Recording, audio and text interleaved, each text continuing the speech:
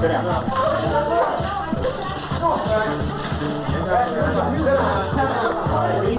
Everybody remain seated where you are. Hey, man, so you put me on? Yeah. Then why isn't alcohol made illegal? Flowers and grass. Like juice freaks get. Hangers and cirrhosis in the liver. Besides, grass doesn't have it for me like alcohol. Besides, that cigarette much worse. Right, man. As much as you want. We'll have a party. There's nothing wrong with grass. Yeah. 1,000 times. You'll never go to Heart and Drive. Don't take any films of me. You're not going to use them anyway. Well, speak your mind then. Okay, I will. No one has the right to tell me what I can do with my own body, what I can eat, drink, or smoke. This is a free country, and no one has the right to take away my constitutional rights.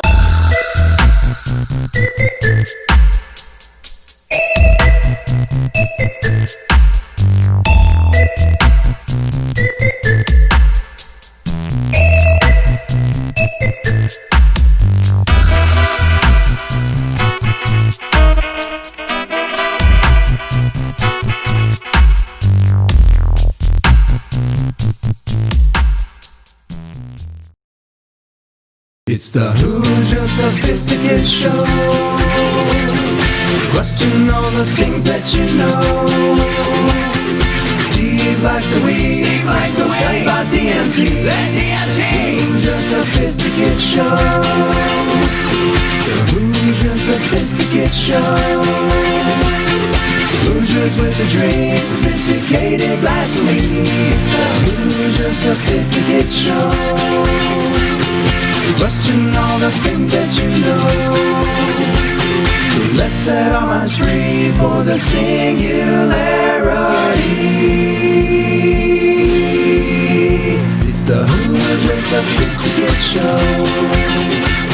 The Hoosier Sophisticate Show.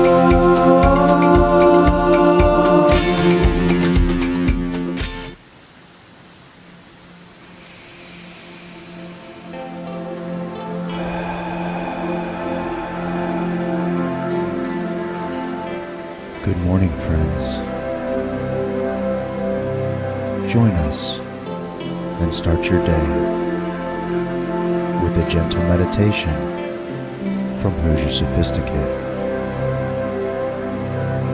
Let us all remember, we are only as good as our last breath.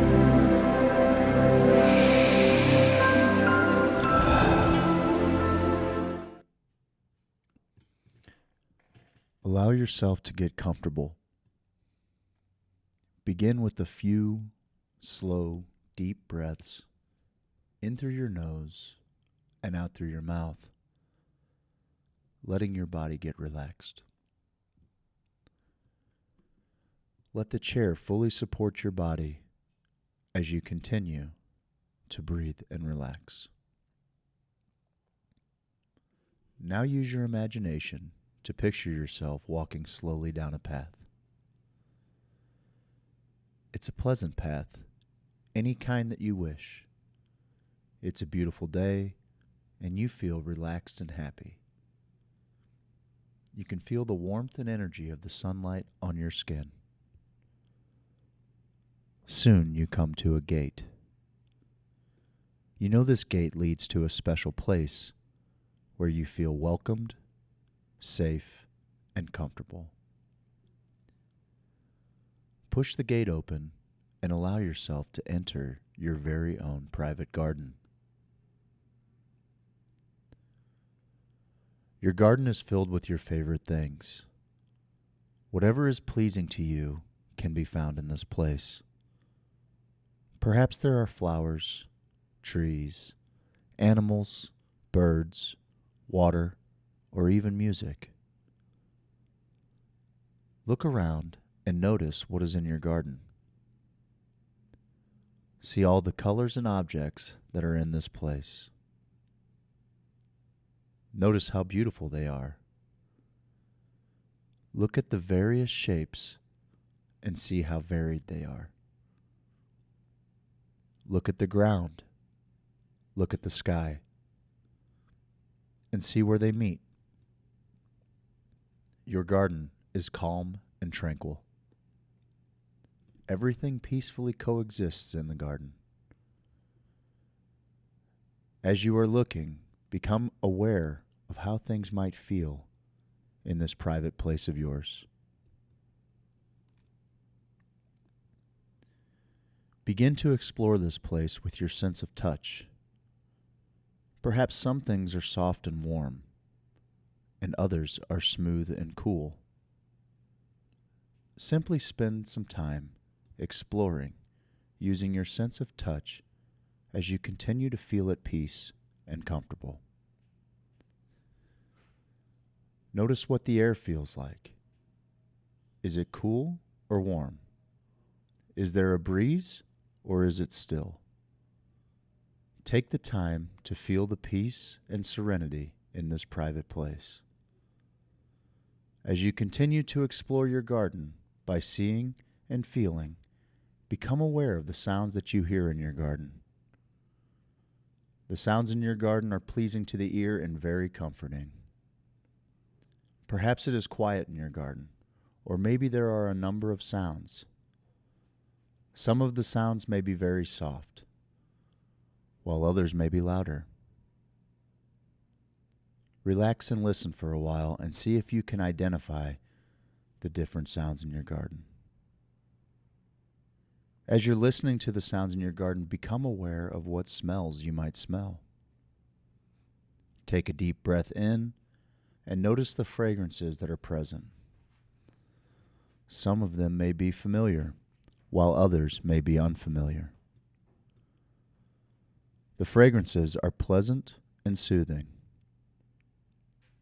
Take your time and enjoy your visit to the garden, using it in whatever way that you wish. Spend the time that is necessary for you to rejuvenate and to care for yourself. When you are ready to leave, slowly walk back towards the gate of your garden. You've enjoyed your visit to the garden and feel relaxed and content. This good feeling will remain with you throughout the day. Push the gate open and return to the path that led you to the garden. As you make your way back up the path to the here and now, remember that you can use your imagination to return to your private garden at any time you wish. Visit your garden any time you would like to relax, to be comforted, or just to enjoy its beauty. You are now ready to resume your day. Stretch gently and open your eyes, feeling refreshed and alert.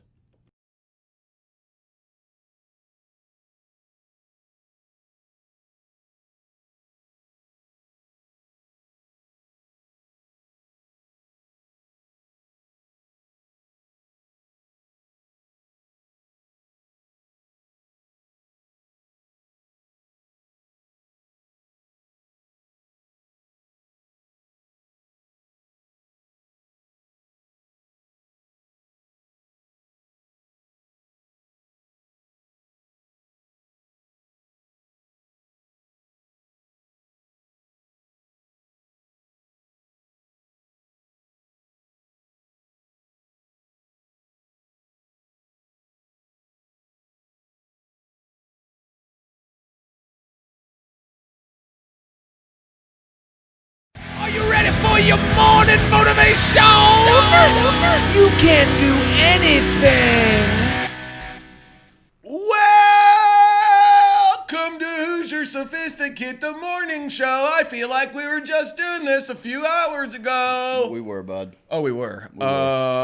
Buddy, way to take people into the secret garden this morning. You know who's secret? You know who has a secret garden? She'll let you in her arms. you know the secret garden. That's all I can think about. Like, he's taking me to Bruce's secret garden. Yep. A little weird to be in Bruce's secret garden. No, not going to lie. A little weird. Guys, thank you. I'm glad you're here this morning. It's the Hoosier Sophisticate Morning Show. If you missed our show from last night, it's awesome. I'm Steve. This is Craig. Watch us on Twitch, okay? And I got some motivation for you guys this morning. I'm going back to the well. If you guys think if you guys have watched this show before, then you know my affinity for Vin Diesel. Okay, you get it. A couple weeks ago, I came out here, and the whole motivation thing is you can do anything. It's true. Vin Diesel is putting out banger after banger. What is the buddy. deal? What's going on with Vin? He's speaking. He's got a direct really don't have any line to my dancing feet, dude. He's got a direct line to my hips. Like I don't know what to do. This is God. This is also in my house. I have a button in my house, so shit starts getting weird. I'm like, and the whole family's start like, acting up. That's not bad. That's a nice little diffuser there. If Vin Diesel can bump out jam after jam, what are you capable of? Have you ever found that out? Have you ever found out what you're capable of? What you can do when you follow your dreams? Have you pushed yourself to the limit of where you see what you're actually made of? Can you believe in yourself enough that you try as hard as you can, fail, and that's okay, and keep fucking going? You know what I mean? Have you figured out what you're capable of? Mm-hmm. And as I say that kind of stuff, I'm giving people motivation. But remember, if you're like a school shooter or something, and I'm like, what are you capable of? You can do it. They're like, he's right. Yeah, don't listen. He's Don't right. listen to Steve if you're a school shooter. No. You cannot do that. Great Dave Chappelle joke at the beginning. Did you watch that yet? I have not. No, I have not. One of the Dave Chappelle joke was like, thank God for COVID. He's like, got to keep all these murderous whites inside. There used to be a mass shooting every week. He's like, no, there hasn't been one. Keep these murderous whites inside. I'd love to hear your thoughts on the Chappelle monologue, because he was only in 2 skits, I think. Oh, really? Saturday Night Live has totally changed to... You got a monologue. It looks like Who's they're the live. musical guest? Foo Run Fighters. the Jewels. Oh, okay. Dude. Was it pretty good? I just watched a thing that was watch music careers end in real time. And I would say 5 out of the 10 videos were SNL, where someone came on SNL and they sucked balls. Everybody remembers Ashley Simpson. When she Kind of, yeah. Everyone remembers Ashley Simpson. I think I buddy. vaguely do. Don't kind of me, okay? I don't even know if Ashley Simpson's remembered at her own family's Thanksgiving. Oh, Ashley. Oh, yeah, Jessica's Jessica's little sister. Yeah. We remember you. So how's Jessica doing? Yeah, she's doing Dukes of Hazzard 2. Oh, God, please let that happen. What are we waiting on here? Come wrote Dukes of on. Hazzard? Who wrote it? I'm fine. I'm fucking writing a Find letter. that out, please. I'm writing a letter. But Ashley Simpson was on, and she sang her first song, like, hey, little girl, or whatever her song was. And she sang that the first song, and then she came out the second time. I remember it was Jude Law, and he's like, Ashley Simpson, everybody. And she comes out, and they're like, what? And the band's just like looking around, and there's a tape playing. Yeah. And she starts dancing. Yeah, I remember it was like a big lip-syncing fiasco. And then at the end of the show, Jude Law's like, Ashley Simpson has something she wants to say. And she goes, guys, my band messed up. They started playing the wrong song. She threw the fucking band under the bus. And the band's like, we weren't playing shit. Man, I ain't found shit. I played shit. And so her whole band is in the back like, Dude, I'd have been fucking airplaying all the instruments. God, Like, I got the saxophone. I'm just ripping. They're just throwing you There isn't even a instruments. saxophone in the song. I'm just fucking ripping. Yeah, people are like, I'm the Showbiz Pizza Band, Jack. I don't know if I hear a I'm the trumpet. Monkey on the fucking drum. That guy could fucking drum. He's a drummer. He could drum. I feel bad for calling him a monkey. He didn't have a tail. He's It was clearly a an gorilla. ape. It was Clearly a gorilla. an ape, yeah. What an ass. You are What a an piece of ass. shit, sir. Guess who directed the Dukes of Hazzard movie? I bet it was 2005? someone pretty big. Someone you'll love. Who? Chandra Sekhar. Oh, Thorny really? from Super Yes, Troopers. dude, I love it. And he got like a... Who wants a mustache ride? Oh, I love that guy. But they had people whose careers ended on real time. So to see the Foo Fighters, these guys are fucking professionals. How long have they been doing it? Jenny and I were trying to figure out. Probably 94. So Wasn't long after. How long after Nirvana was Foo Fighters? Yeah, not, a year or two maybe. Really? Yeah, that's what we were trying to figure out how. I guess we could have looked it up. But we're just like, oh, let's talk about it. And so I was interested to see the Foo Fighters, knowing all this knowledge I had in my head 94. from seeing all these people. And when did Nirvana end? When did Kurt Cobain die? 92. I don't look it up. I don't look at 92 sounds right. When did Kurt Cobain murdered? When was he murdered? Also 94. Oh shit. Man, didn't even kick him out of bed yet. Jeez, Dave. Well, my God, So Dave. all of us grieve differently, Dave. Might have had something Some to of do us with sit it. with our thoughts for a little while. Others start global fucking brands. You know, whatever. Whatever. Love the Secret Garden. Without failure, there is no success. Back at it already. You fellas are beast. Thanks, man. I think, Nick Kelly, I think I saw you yesterday. I was driving and I saw a Hoosier Sophisticate hat in the wild. In the wild, and it was a good-looking one. It was the gray front, green. Nick Kelly, you don't have to say anything, but I'm pretty sure you can just give a thumbs up or something. Do you drive like a nice ruby red SUV? Because I think it might have been you, but I don't know. I saw it in the wild in Jeffco, and I'm like, oh, That's baby. fun. That is fun. That is like fun. that. Saw it in the wild. Fun. I like seeing merch. Foo Fighters came out there, and the first song they sang was, I'd never heard it before. And I'm not a huge Foo Fighters guy. I should like them more. I'm going to build on that. I don't think that you are. I don't think that you are in the minority there. I love Dave Grohl. Love him. I think the everything Foo about him. Fighters might be one of the best live bands going. I have never thought, you know what I'm going to do today? I'm going to listen to a Foo Fighters album. Yeah, I know. I never do that. I might have to do that. It's not the kind of. It's just not the album that I'm there Yeah. to sit for. But I know all of their Oh, hits. sure. They got When 3 or come- 4 songs when they that come I on, actually I'm really like, enjoy. fuck yeah, they're a great And band. their videos, Yeah. I thought, were the funniest the ever. Big Me video, the video on the airplane was one of the. talk about it. Carry on. That's that song, right? I believe so. Yeah. Learn to Fly.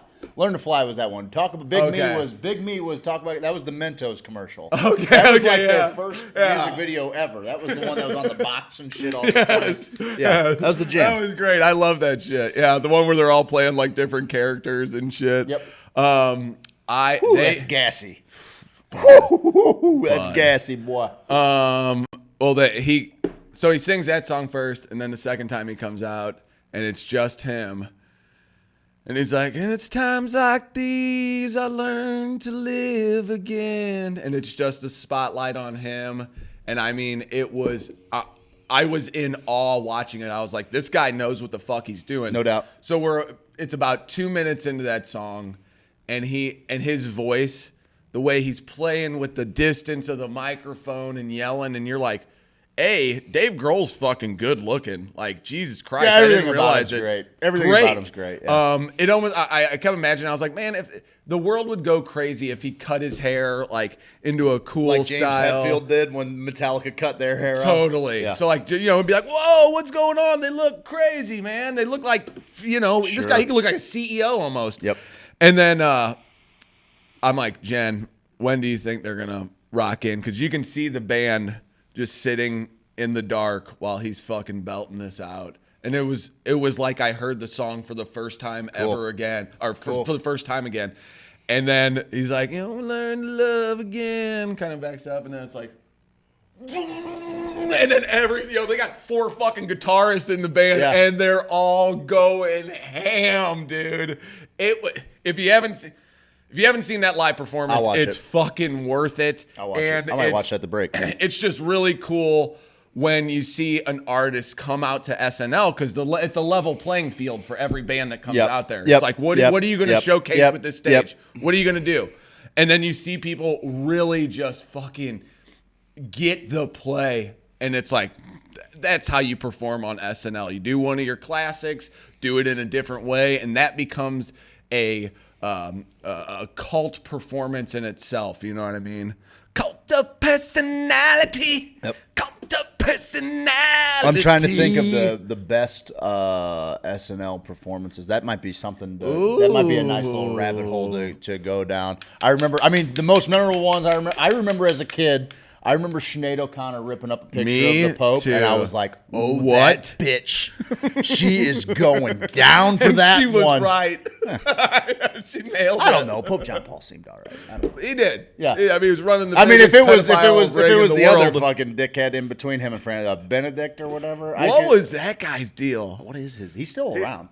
And he's not Pope. Yeah, That's the no. weirdest shit of all time. Yeah, it's strange. There's nobody. Yeah, nobody it's- else did that, right? I just smile every now and then, bud. You know, just just smile, pal. Don't have it. Oh yeah, they do. Oh, I'll just see if they had a thing in there. just smile every now and then, Idiot. buddy. I know, dude. Would it kill you to smile? would it Well, I kill you to did smile? like how their Benedict went in there. I guess that was the guy, and he's Good wearing morning, Zach Smith. He's wearing red cloaks and sitting in like a golden throne. Yeah, and like he has was all like- the adornments. And then they got the new guy in there, and he's sitting in a wicker chair with bare feet. Like, Yeah. they went way Yeah. opposite with that. Dude, I called it. The new pope seems pretty cool, though. Yeah, he's fine. He's whatever. fine. He's fine. It's fine. I don't know. Dude, I learned a trick the other day. Saw a trick online that if you take a joint paper and take A joint paper or a cone? a paper, Okay. and you take the little spliff part here, the little cardboard piece, and you roll it about 3/4 of the way up. So you have like a flap sticking out. You got it rolled So that 3/4. then you can- slide the paper in and then roll the end, and you have a cone. Oh, get the fuck out of here. Yes. That and makes sense. I know. When you see a Makes person perfect do sense. it, you're like, Huh. I'll tell you what, bud. I I used like to. rolling a joint, though. I'm a big fan of rolling a little doober. I had a boss, dude, back in the day that rolled unparalleled joints. I Really? don't know how this guy did it. Like, I mean, better than any fucking machine rolled split anything. Like, this guy could roll a fucking. Dude, my buddy's mom could roll one with one hand. You ever seen that? Sexy as hell. You ever seen that? That's sexy as hell. I've seen her roll two at a time. This guy was an old No. school head. She'd put him on the table and she'd go wild. I was Fuck like, no. huh? No wonder his dad was banging you. Couldn't figure it out before. You were his joint roller. I get it. Yeah, now you're somewhat sexy to me as a child. I don't know what's Yeah, as a happening. child who doesn't smoke cannabis. I don't know why that's sexy, but it's I don't sexy. know why. It's just neat. That's all I'm saying. It's just neat.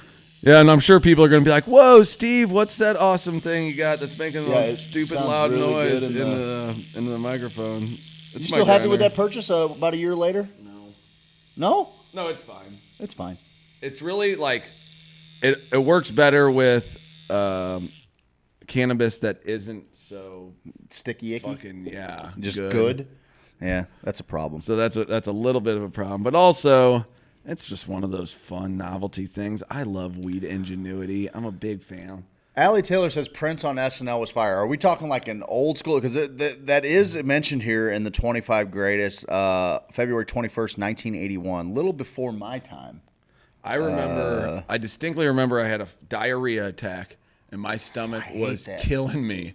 And Paul McCartney was on Saturday Night Live and he sang Hey Jude as his first, maybe his second song. Was it the one with Chris Farley?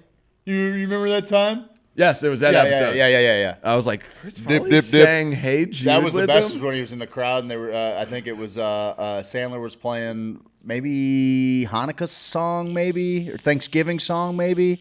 And all of a sudden, Paul McCartney's in the crowd and he's like, dip, dip, dip. And like, you know that? I don't remember that. Let's see if I can find it. Because, I mean, that's two of my favorite things together. I can't Yep. believe I don't remember that shit. But it made my stomach ache go away. I remember it being so soothing that my stomach ache went away. And I was like, holy shit, the power of music, dude.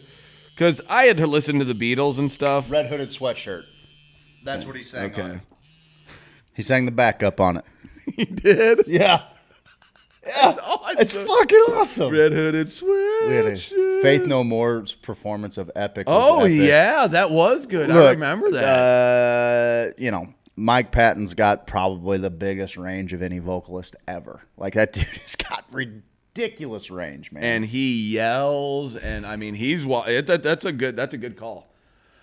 I still like the Prince when he does "While My Guitar Gently Weeps." Oh, look, there it is. There's the comment. Dip, dip, dip, dip. That's awesome. I just that shit just imprinted on my brain a little bit there. I mean, that was the best the Farley interview too, where he did that, because he did that a couple times, didn't he? With different people, like you remember when? Yep. I'm trying to think of some of the other people he did it with. Yeah, I forget what that character was. I forget what that character was. He was like the interview guy. There's been some damn. He played good- Chris Farley. It was Chris Farley's interview. Oh yeah, he was just himself, Yeah. right? Okay. Idiot. So stupid. Me with No, that's Dr. good. Matthew Johnson from Johns Hopkins. That's me. Hey, you remember that time you guys were studying psilocybin in Baltimore? That was awesome. That was awesome. That's me. He's like, yep. That's me. Yep, we did that. Yeah, bud. It's my job. It's fucking what I do. Cool. Dude, there's some great. I need to go back and this might be a cool little rabbit hole to go down. Yeah? Look at fucking David Bowie's little get up. December 15th, 1979. I do not remember that one. Well, I don't either. I tell you what, I saw There's Sinead. I saw Vampire Weekend on Saturday Night Live, and it totally made me start A fan listening of them? to all their That's music. Austin City Limits has done that for me with a handful of bands. Really? Like I saw Kings of Leon right shit. before that first album got big, and like I love me some Kings of Leon. They opened up with maybe Sex on Fire, but it might have been. I don't know. Use Somebody. Whatever it was, like from like the I could use somebody. That used to be a karaoke jam for me. Bro. Really? Oh yeah, buddy. Back before I thrashed my vocal cords with all of the smoke shit. and meth.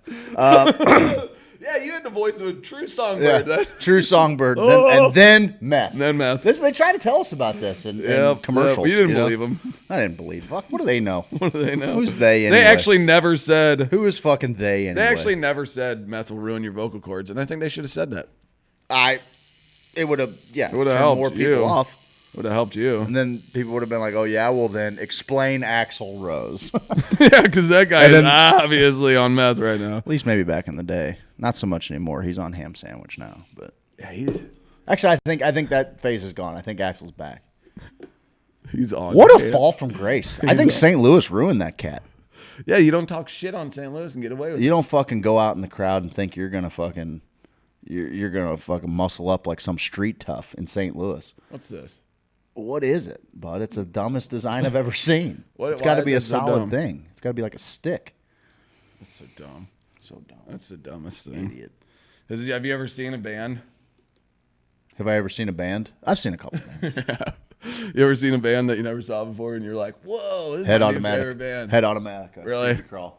I Unbelievable. love when that happens. Unbelievable. Well, you were telling me you went to see Arcade Fire in the National Open. Like, And I had no idea who they I were. don't even. Yeah, I don't. They had maybe a song from a soundtrack or something that I had heard. Because they have random songs in random places. Their music's made for fucking soundtracks. Like, Yeah. really, I mean, here. Oh, hey, we got a very dramatic part of a movie here. Let's toss a national song on it. Yeah, because that dude's voice, and he went up into the rafters of the crowd and was singing all the way up there. It was really cool. I love that performance. I just realized.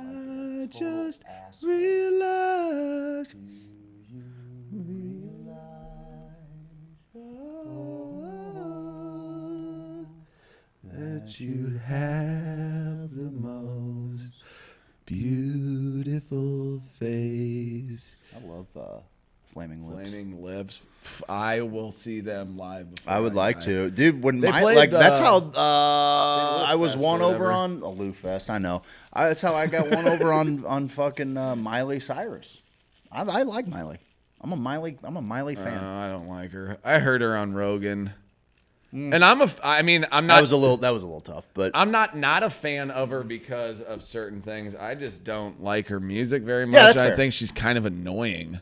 that's fair. I agree. I think that she's just. I just think that kids that are billion-dollar brands before they're fucking 13, Yep. like that is I mean. Like, look, I know, oh, woe is me, you're a fucking billionaire. I get it, whatever. But, Yeah. like, also, that's a whole different set of problems that we'll never understand. You know, I've told you, like, stories about an old client of mine, friend of mine, who was obscenely rich. Yeah. You know, Yeah. and, like, honestly, dude, he was like one of the deeply saddest people that I knew, because at some point it was like all too much too fast, you know, and his life became this thing where it was like nothing really filled his cup, because nobody told him no anymore. Like the word no just didn't exist. And believe it or not, we probably need that word to exist in our world every now and then. We need some kind of limits. And also, when you've been everywhere, you know, whenever you want to go, like, oh, I want to go to Montenegro today. Oh, gas up the jet. You know, here we go. And like, for that to be your reality, like all of a sudden, like there's so many fewer opportunities to be wowed by existence, by life. Wow, that's crazy. And straight up, dude, he was the saddest. I mean, at the end of it all, when I first met him, still living life and finding ways to add value to his. And a lot of that was through charity. And just I was going to say, that you said it's pretty charitable. Just gave shit away. Yeah. You know, on, you know, whatever, Black Friday or whatever, there would be pictures of him and all of his assistants with 50 shopping carts at Toys R Us just heaping, and they're just going to go drop them off fucking wherever. That still didn't do it for him? That's what I'm saying. Like, I think he did that to kind of add, but like, it's just a whole new set of problems that we can't relate to. And I think, and he came from humble beginnings. You know, he did. It just was all so quick for him. You know, like he went from being kind of a successful through all of his own hard work and genius, you know, on top of being just this brilliant, you know, doctor, but also like an inventor. You know, I mean, he had everything, and that brings CBD, a whole different set of problems. CBD deliciousness. Native hemp CBN flower. I love it. So good. I do love native hemp though. I love native hemp. I do.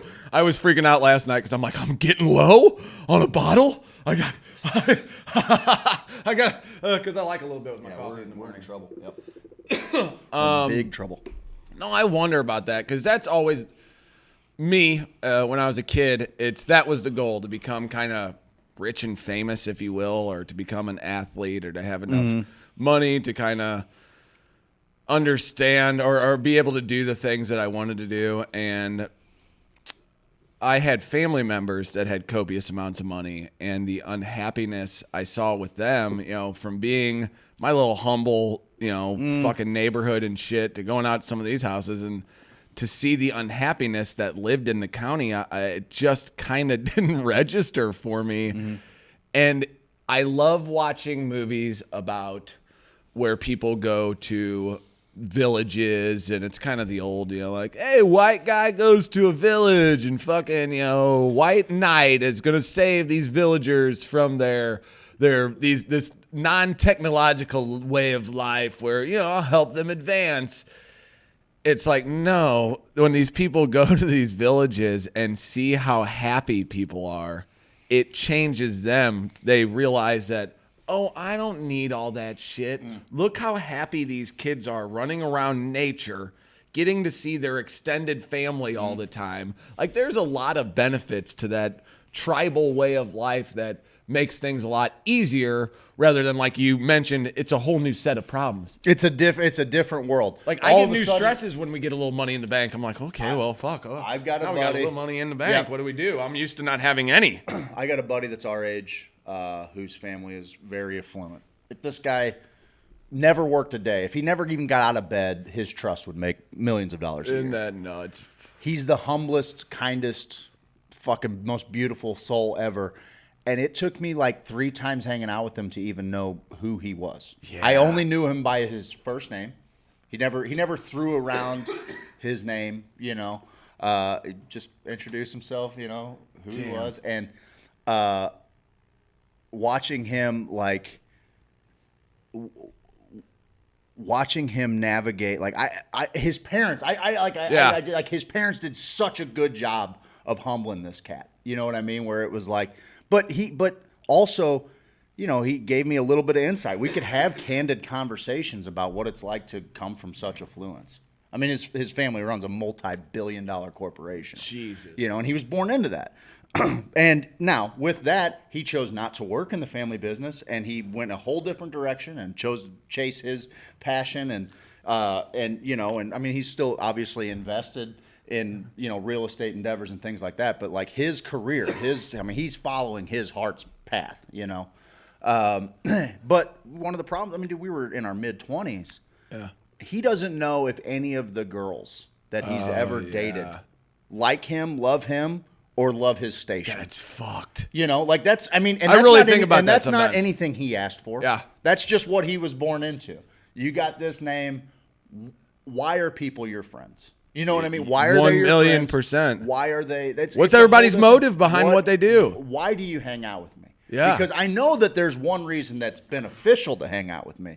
But is there other things that make me that you're into? Sure. I think that movie's been made 1,000,000 times too, because it's such a thing where I always think this way for really pretty girls that grew up their whole life being told how pretty you are and your value is how pretty you are, how pretty you are. And it's like, that shit's fleeting. Yep. And how many people are just being nice to you because you're the pretty girl and stuff. And then, we've all seen a movie where it's like, oh my God, I got to find out who my real friends are. And there's this person who goes to the city all the time and they don't really care. And we're getting to a point too where I think that type of character in the movies, right, who was the oddball, who was checking out plays and doing things the normal kids weren't doing, it's like, oh, that's the cool kid. I think we're turning into a society where I try to teach my kids that all the time. Oh, for sure. Go what I mean? see live art, man. Go do it. Culture your fucking self. We've talked about it on the show this year. I went and saw a live play, a musical play, and I'm like, why do I not? Every time I go and enjoy this medium. It, yeah. Now, I don't really care for it on TV, like a play on TV. Oh, yeah. You made that well known. With Hamilton? Piece of garbage that was. Anyway, but going in person and seeing all of the people come together to make this movie happen in front of my face, and it takes not just the amazing actors and the performers on stage, but also all of the people working the stage, changing sets out. It's awesome. It's cool shit, awesome. and people are into it. I don't enjoy it enough. Yeah, we should do that. We should get like Muni passes or something and fucking, you know what I mean? We should do. I would love to perform. Listen, in one. our friend Corey, anybody that was at the wedding, played the ukulele. He's great. That freaking guy he's so talented, and you can tell he was the last play that I saw before like all the COVID shit happened. He played like 11 different characters in this play, and each one of them so different, and like that was what the play kind of follows this couple, but really like he's the play, like he's the 11 characters. Damn. That these people, it was unbelievable. I mean, costume changes in between, like that's awesome. Facial haircut, like I'm just blown away by how much work goes into making that production happen in the time frame that it happens. And they're so passionate. Remembering about all the lines, remembering all the songs. I hung out with him last weekend. This guy, when he played at our wedding, he's like, "Oh, I just taught myself this week." He whittled himself a ukulele out of the woods of Cotillion, and he's like, "Oh, just fucking." I haven't seen him. Ding ding ding ding ding ding. Yeah, I haven't seen him since then. God damn it! I got you. That was for us. I got you. I see him the other night, buddy. He's got 150 songs in his repertoire. He's just going, and I'm like, oh man, talk about being able to oh, by the way, he picked up the guitar. He's like, I figured if I could do it on the uke. So then he's got a guitar now. He's playing that. He's like, next time I'll bring. He's not invited to anything. He's not coming. Not invited. You're not invited to anything, Papo. Okay, I'm gonna tell you that right now. No, he's a sweet soul, and I love. He's a beautiful man. When people sing from their like diaphragm or whatever that is, or project voices, because a lot of people who are on the stage, they don't sing like a singer. A singer is singing a song. He inspires me to sing how you're supposed to sing. Yes, dude, I love he's singing from here, baby. Yes, the girl from the Lumineers that we went and see. She has very much a theatrical voice. Nayla Peckerick. I love that shit. I listen to that album every now and then just because it's it's great. Devotchka. I listened to Devotchka a few days ago. I was like, fuck yeah. That was a show. Yes. That I didn't. You were talking about that earlier. I said, Hayana Magica. Yeah. You and I go to see the Lumineers Gals band. Yeah. That was the deal. We got tickets from the Let's go bassist. Let's go to Midtown where we never go. And let's go check out this band. Pretty awesome. I loved her performance. Then Devotchka came on and blew the side of my head. Were they not so cool? It was one of the coolest live performances I've ever seen. Like, no shit. Like, the one gal that played... She played a cello, a tuba. Yeah. A stand-up bass. Yeah. Not cello, stand-up yeah, bass. I think she might have played a cello too, though. She played all because she played it with a bow and she was Yeah. plucking one. I'm like, okay, gal, get it. Yep. And they have whistling in a lot of their songs, and the Which I lead love. singer is a great whistler. He's a great whistler. I love a good whistler. You know who else is a good whistler? Ryan Watts. That fucking guy can whistle. What can't he do? For real, dude. Ryan Watts, if you're watching this right now, we love you and We do come be a love you, part of and this right come- now. You're always welcome here, okay? Let's do this. Come home. I didn't shower last night. I still got the smoky eye. Ooh, come home. Come home. So yeah, I'm a big fan, and it's funny because I remember being young, and one of the things was, honestly, I went through my head. I was like, "Don't get mistaken for a gay guy, because it's rough for a gay guy in the world." Just growing up, you know what I mean? Like, I understand what you're saying. The F word was such a prevalent thing, and it's like, you don't want to actually. Dude, looking and back now on I'm it. like, shit, send me to a Spartan orgy, fucking whatever's going on. You know, it's weird how our, how we change and evolve our open mindedness, being like, that's what we were worried about back in the day. Okay, what an idiot. Right. But show tunes always got. It's like, oh, you don't like the songs from show tunes. And I remember always thinking, oh man, you got a little gay in you because you love a good fucking show tune, bud. Because you're just trying to piece together your own world out of the hints you're getting. Like I was saying with Saturday Night Live, they always seem to lean Democrat to me. So I was like, I guess I'm a Democrat but when I was like 10, you know what I mean? Just trying to pick up what was going on because we were talking about our kids talking about the election. And Oliver's like, oh yeah, Donald Trump, hope he finally wins. And I'm like, what do you know? Oh, dude, my we were kids talking have been about, we were on like, that what the fuck do you know about anything? And he's like, I know Joe Biden sniffs kids. And I go, fair point. Is that your policy? If that's your voting crucible If there? that's just what's hitting you in the gut. Yeah, I'm with you on that. As a kid, that's my single issue. Is he trying to sniff us? Yeah, that's fair. That's fair. Did you ever do faux elections at your school? And then they'd read the results over. I remember Ross Perot won in a fucking landslide at like a 92% vote. Because we were in third grade at the. Was that Can I Finish? Can I Finish? Can I finish? Let me finish. Can I finish? Can I finish? That's what all the kids thought that was the best skit funniest ever. shit of all Not time. gonna do it. Nah, wouldn't be Brad. Not gonna do it. That was Bush though. But they would be debating each other. that was so good. Dana Carvey, all of it. It was so Guys, good. Dana Carvey was the fucking man. You ever seen the Dana Carvey show? Yeah, his old talk show. Yeah, no. Was it a talk show or was it a sketch show? Well, I mean, he had like the. Didn't he have like the fucking? I mean, they might have done sketches on it too. I don't know, but there's a documentary on the Dana Carvey show because the people involved in the Dana Carvey show were some of the heaviest hitters of all time. It's like Steve Carell, Stephen Colbert. Sketch show. There's a documentary about all the people involved and how this didn't work. And they said Dana Carvey was just kind of a weirdo too. Like if you let him have control of the sketch, he kind of needed to be guided in the direction, then he could take on whatever. Yeah, to me, he just seems hypermanic, right? Like For sure. he's just a dude that's like, For all sure. of these ideas are coming out. Yeah. Harness what you can.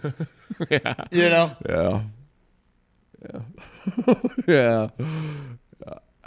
I love it. I mean, I'm attracted to it. I love Dana Carvey because that Now, was if the only I could figure out how to be Mike Myers, we'll get this whole thing going. Stay tuned for the Love Guru 2. Why did he get so much shit for that movie? I rewatched it and it wasn't that bad. It wasn't that bad. Look up JoJo Siwa. If you think Miley is annoying, I've seen JoJo Madison Siwa. freaks out over JoJo, and it's possibly the most annoying rich kid. All right, I'll look her up. Fine. No, John. I've seen her. She is tough. Is this the kid? She's billed as a dancer. Does she? Jesus. Oh, buddy, if you look up JoJo Siwa concert tickets, I want to say they were $1.25 to start, all the way up to like $700 at the Dome. I remember some moms of some friends who are moms and their kids wanted to go, and they said, "Oh, this is like I think I want to say it was right around the same time as how much are they these days? I don't know. I'm just disturbed. But it was right around the same time Paul McCartney came, and they were saying they were comparable. This girl's tickets were comparable to one of the Beatles' tickets, bud. What's going on in the world? Oh, these aren't bad. Not too shabby. I mean, they're not close though. COVID time. What is this? St. Louis? Champaign, Illinois. Okay. Yeah, those aren't bad. But I remember some of the moms speaking. About I mean, dude. I mean, they're $224 in some places. Like, what about down low? I mean, look, these are $213. That's ridiculous. $208. Not even giving. They're not gonna give me. What do you got here? Oh, not bad. Someone's gonna get a deal there. Someone's gonna get a damn good deal there. Hey, I hate her name. Yeah, I want to punch her name. I want to punch her name. I want to punch her name right in the letters. Yeah, because you can't hit a little girl. You can't hit a little girl. You can punch her name. Write it down. Punch it. That would probably really hurt her feelings. It'd be like Instagram that. That's like something that would I don't want to hurt a kid's feelings. I know, but that's not what I want to do. Yes, you do. I've seen you do it on numerous occasions where you go out of your way to hurt kids' children.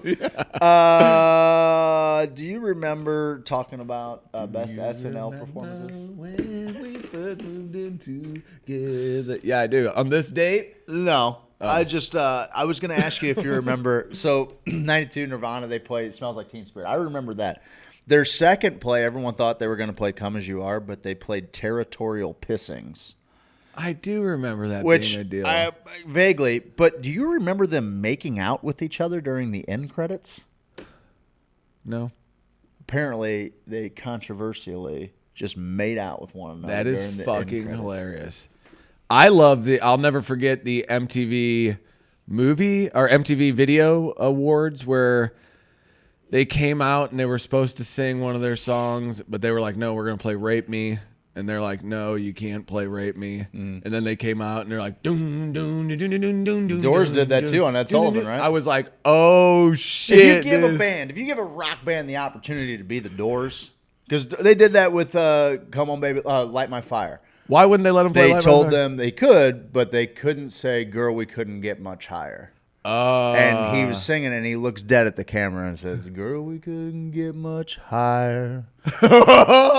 He's one of my favorite frontmen. Fuck you. That's why Freedom Rockets, baby. I need to learn more about him. One of these, pal? Double barrel. Huh? You ever seen a couple of those? A couple Freedom Rockets, Jack? That's for freedom. Double-barreled freedom right there. Hang on a second, Steve. Val Kilmer. Want to become famous? Followers? I can't read your crazy... Plumes and wieners. Twitch comment. Let me see if I can... We're famous. Followers, primes, and viewers on https bit.ly/357xhc3bigfollows.com. Click it. Click it or ticket. We made it, dude. We have made it. Yeah, when they start spamming you, you're a big ass deal.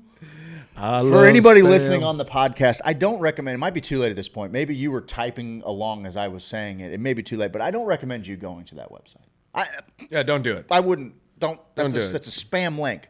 Don't do it. That's a silly thing. I mean, to do. I hate to out ourselves. That's a silly thing to do. Silly dumb. Start spam. How do we? We should bust into other people's podcasts. Yeah, for all the best in jizz, come to HoosierSophisticate.com. You want followers who love jizz? Yeah. We got 1 million You of like them. a jizz-centric following, Jack? Who doesn't? People who like jizz spend money.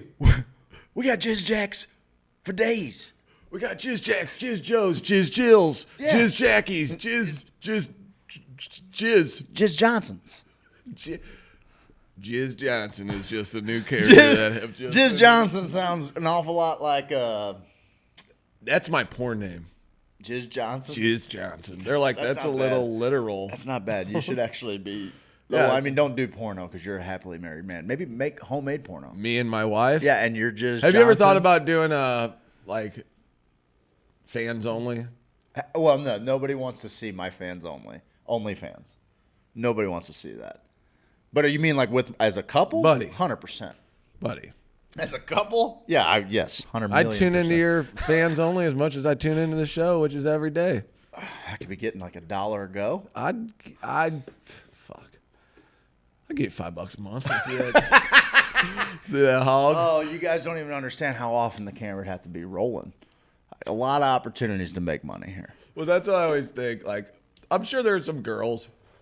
Girls probably make more money on average than guys. Yeah, like, you know, they don't have to work as many hours. No. But you get some horny dudes who are just like all the time, just like, you know, 24/7. That's what I'm saying. You just got a fucking Truman Show feed. You don't know when it's going to happen.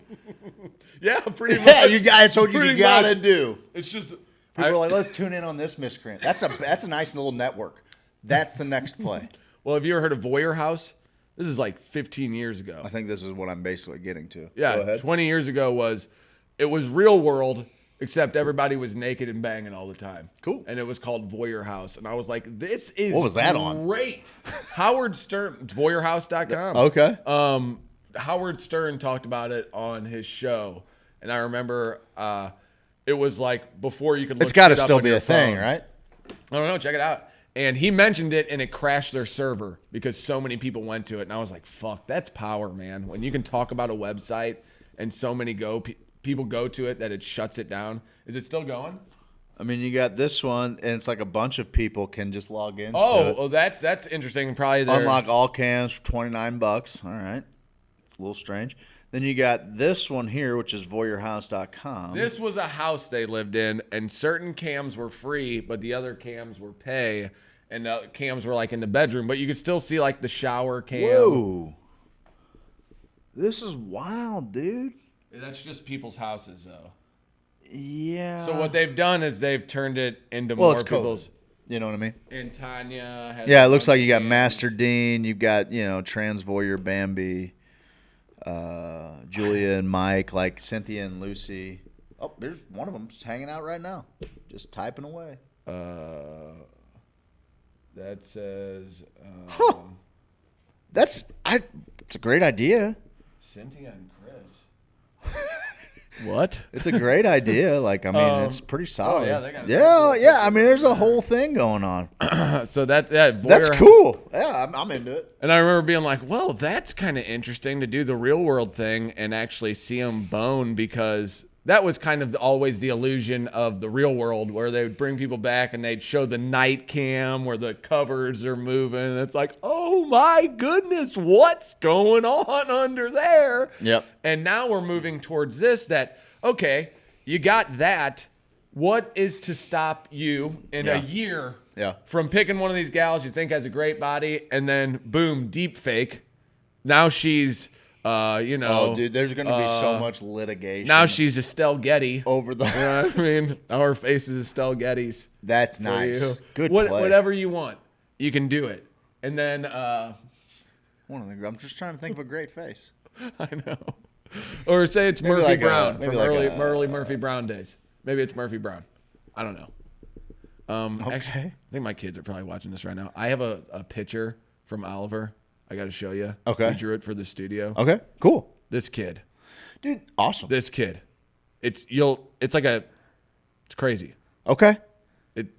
I was so blown away by it. Like, that's the stuff that makes you feel good, right? No doubt. Like, that's the stuff that makes me feel good. Like, I told you I went fishing with Oliver this weekend. Yeah. And, like, we didn't catch a goddamn thing, but, man, we laughed a few times. That's awesome. He dropped a few key, subtle bad words, and he doesn't like to say bad words. He doesn't say them ever. I get it. I've told him, I'm like, you can say a bad word, and he's like, no way. No, I'm good. I'm good on that.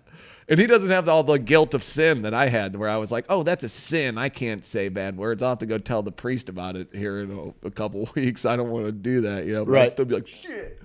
I thought it was tough and cool to say bad words. He's not into that. He's like, whatever, he'll say funny things with his friends on the Xbox, but it's not really ever that dirty. He'll be like about nipples or something. Right. Like, nipples. I'm like, that's hilarious. But when we were fishing together, he's like trying to tie on a lure, and he's like, oh, shit.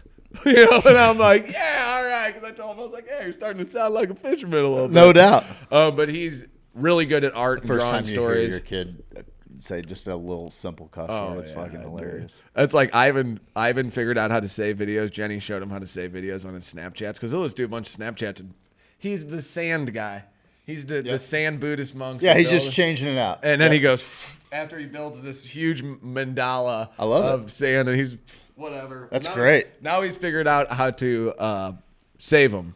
So Jenny finds these just pure gold. He's got one where he's the man, and he kind of looks like me.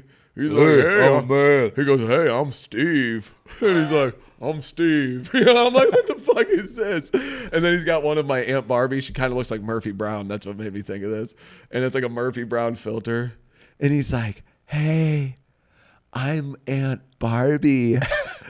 You like my hair? And he's got the filter on. And so people are seeing it at the lake house. And my mom's texting other people with it. They're like, "Oh, look how funny this is!" You know, obviously all the family. It's a kid; they'd love it anyway. And now he's doing something funny. He's hamming it up. And it reminded. And he was realizing he was like, "All these things I did before were for me, and now I'm realizing that holy crap, I got this whole room on fire right now." Absolutely. And I could see it processing in his head. And I remember having those feelings. Like I'll never forget.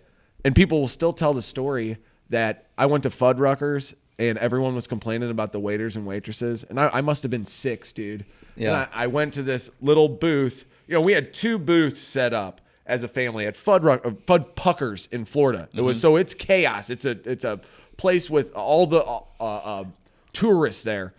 So they're complaining like, we don't get drinks. We're not trying to get it. You know, we're struggling. And I went and grabbed the pitcher and started serving people. Well, then other tables were like, hey, we need some water too. And I was pouring. I was acting like I was a waiter. It's like 6 years old, you know? Yeah. And it's, hey, guys, you know, hope everything's good for you. And they were like, I remember the feeling like my family's tables were like, this motherfucker, dude. Like, I never have the balls, dude. He's got the balls at 6. Kind of reminds me of Trev a little bit. Sure. Like, and he's just gonna try it. yeah, exactly. And I could see it landing with Ivan, which that's kind of interesting about our kids. Like, I feel like our older kids are very similar. Yep. Our older boys, and then our younger boys are very similar. Oh yeah, our younger boys are gonna be the ones that contend with. Oh yeah, but no, our older ones are sneaky, dude. That's true. They're just not. They don't need to be out like, hey, look at this. I'm not doing their it bag. good. No, they're like, no, I'm good on all that. Which I'm like, that's Jenny a lot. She's like, oh, I'm doing my own thing. I'm cool. You don't have to look at me. And I'm like, hey guys, look at me and Jen.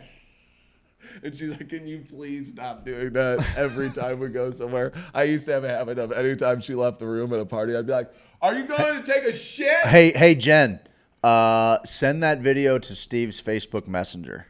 Yeah. Send it to Steve's Facebook Messenger, and we'll check them out in the second hour. Yeah, they're funny. Awesome. Hey, buddy, guess what? We got sponsors. Native Hemp do? Extract, HOSO at People checkout. believe in us? They give you a great discount. If you enter code HOSO at checkout for Native Hemp Extract, you're going to get the best 1,800 milligram total cannabinoid product I've ever used. It's for real. It makes my day better. It makes everything about me better. And honestly, the intention that Dennison puts into his medicine, I think, makes all the difference. That dude is just about making the most quality product he can without taking away from it. I love it. He sat in a field for 48 hours and just went like this. He did. Get over here. And just stared at him with good intention. 48 hours of that. Yeah. That's how much he cares. That's who's making your medicine. Sweet Leaf Emporium makes these studios possible. And up front, they got a heck of a little head shop, right? Ooh, can you? Yeah, it's open. I think mine's over here. It's open. Okay? I'm here. Anyone who comes in today and I'm here, if I'm here, I'll be here most of the day. I think. Do I have to run home? I don't know. I might be here. There'll be a sign on the door. But I'll probably be here. If you come in today, I'll give you 10% off something. Okay. Anything. Steve's offering a 10% discount. 10% discount anything today. in the store. Anything. Anything in Anything the in the store. You want store. one of those $500 quartz things? 10% off. That's today. $50 off. Yeah, that's. You want one? Come get some. Come get some. You want some? I got big old rocks. What are those? What is that stone? Amethyst? Amethyst. Yeah. We got it here. Pretty massive. Guys, That's a Sweet Leaf. That's on Native this day in Hemp. history,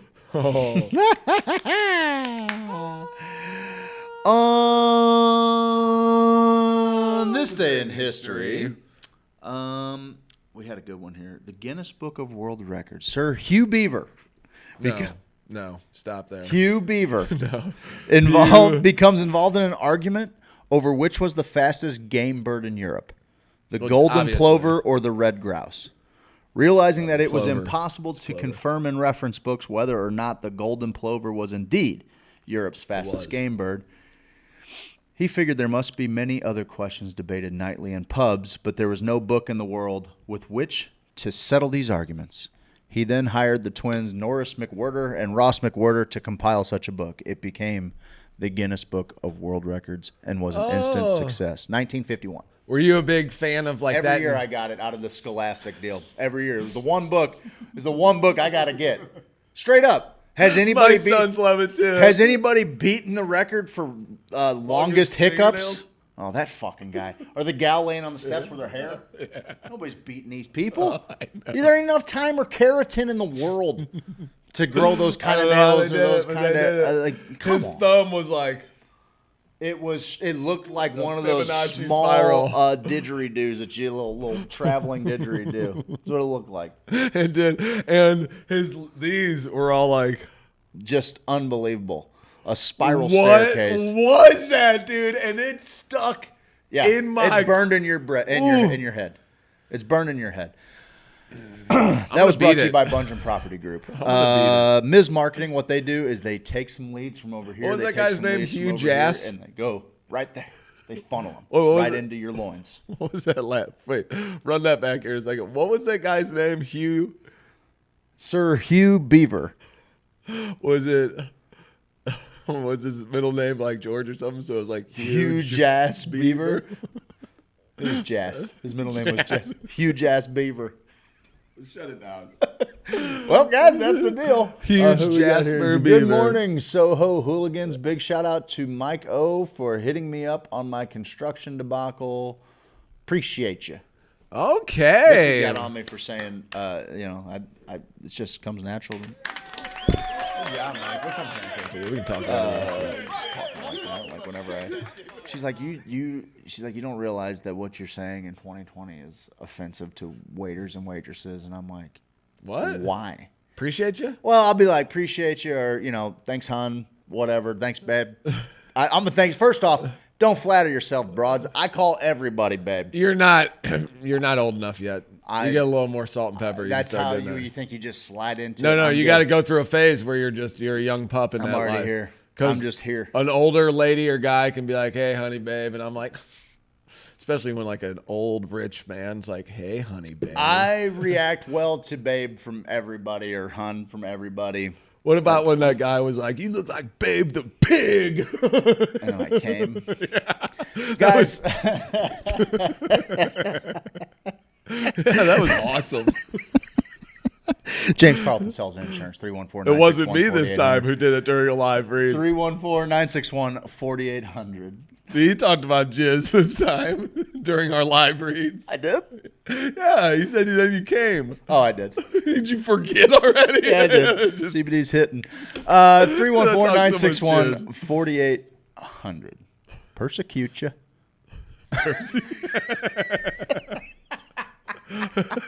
That's awesome. That's what I do to the Philistines. I like Jameson Dubs. He's great. I like the cut of He and his his wife are jib. great. What is that supposed Well, to she mean? just joined the page. She's funny. It's great. What does it mean? What was it supposed to mean? Him and his wife are great. Oh, wink. They shop with a pineapple in their cart. Cool.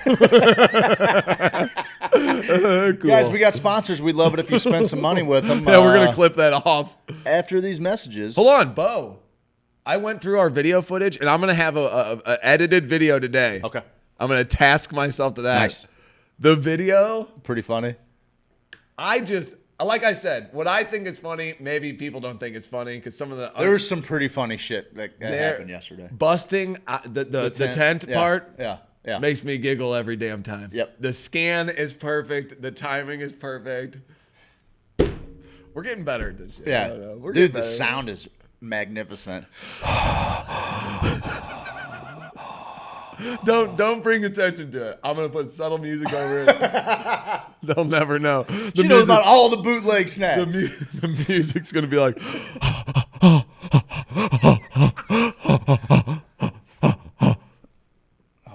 I was hearing a drum beat to that.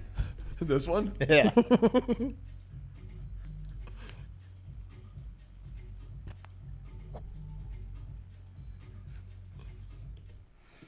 After these messages, we'll be right back. Oh, the desktop audio was off, so we were dancing to nothing. And you turned media source off instead of the microphones.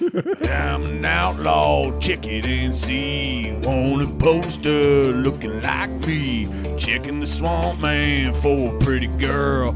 Being an outlaw in an outlaw world. Hey, I'm an outlaw, check it and see. Want a poster looking like me. Walking my hound dog, surfing that swamp. Catch and crawl that do the sweetly stomp. Everybody do the sweetly stomp. It's a stomp, it's a wiggle. Turn around, a little tickle. It's a stomp, move your feet. Head on down to Sweet Leaf. Head on down to Sweet Leaf. Head on down to Sweet Leaf. Dude, man, get on down to Sweet Leaf Emporium and do that Sweet Leaf stomp, man.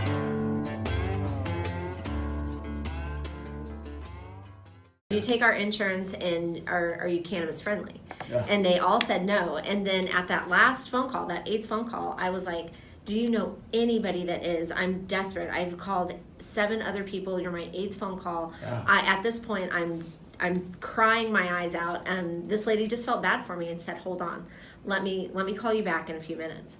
And they called me back and they said that they would take him, but under a certain amount of conditions. And the main condition was that if they felt that cannabis was not working for him, then they would take him from us and put him in and Child Protective Services, and then they would take the other 2 kids too.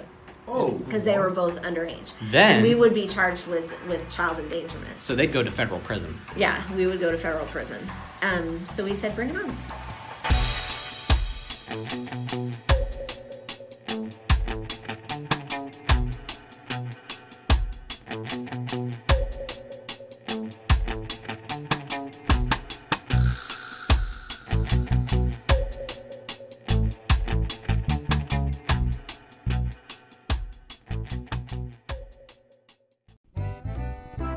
Hey guys, it's me, Kippy the Crazy Koala Bear, and I'm here to tell you about James Carlton Insurance. Kids, quiet down. It's the best. Kids, quiet down and listen to Kippy.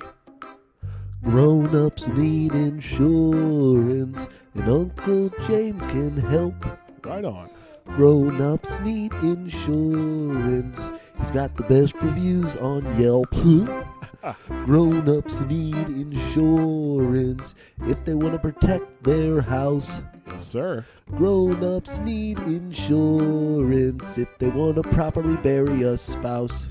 That's a bit morbid. Grown-ups need insurance if they drive a truck. Okay. Grown-ups need insurance just so they don't get... Whoa, Kippy, you can't... Well, I was just going to say cannot. get in trouble. Okay, well, it you sounded don't like want you were to going get to in trouble. sound like you were going to say something else. James Carlton, State Farm Insurance. You can find him online at carltoninsurance.net, or you can call him at 314-961-4800.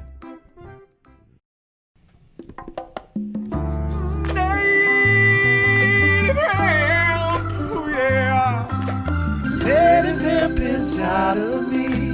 Native hemp inside of me. Native hemp inside of me. Native hemp inside of me. I got 1,800 milligrams going real good down my throat. When I wake up in the morning and I need a pick-me-up, well, I grab my bottle of native hemp and I splash it on my tongue. Lap, lap, lap. Native hemp inside of me. Native hemp inside of me. Native hemp inside of me. Native hemp inside of me.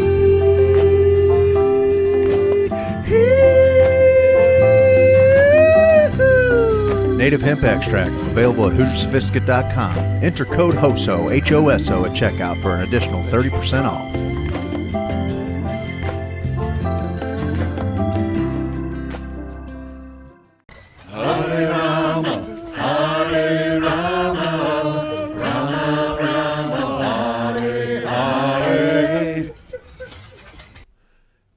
Hey guys, welcome back to the Hoosier Sophisticate. Oh, you need me to press the button? Yeah, please. Okay, well look at Steve. He's back here, and I'm having a good time today. Haha. Hope you are too. I am very excited. Facebook only has like 1, 2, 3 viewers, and it's like, whoa, what? Our numbers used to be 40 and 50 on Facebook. What's happening? Do people not love me? But our Twitch stream, Tell them about it, babe. oh my God, twitch.tv/Hoosier Sophisticate. We're getting more views than ever. And it's because you little, you people, it's you people, man. You guys amaze me. You know, sometimes you amaze me. Baby, I'm amazed the way you love me all the time. Baby, I'm afraid of the way I need you. I thank you guys so much for coming to the Twitch feed. If you are watching this in other places, the great thing about Twitch is that you can put it on in the background. You can flip on the app, and there's an option in there to let it play while it's in the background. So then you can go swipers swiping, swiper no swiping, all over through your phone. You can just swipe away, and you'll hear this in the background. You'll hear Steve talking about jizz, and you hear Craig talking about cum. And we'll really get you with the hard-hitting journalism.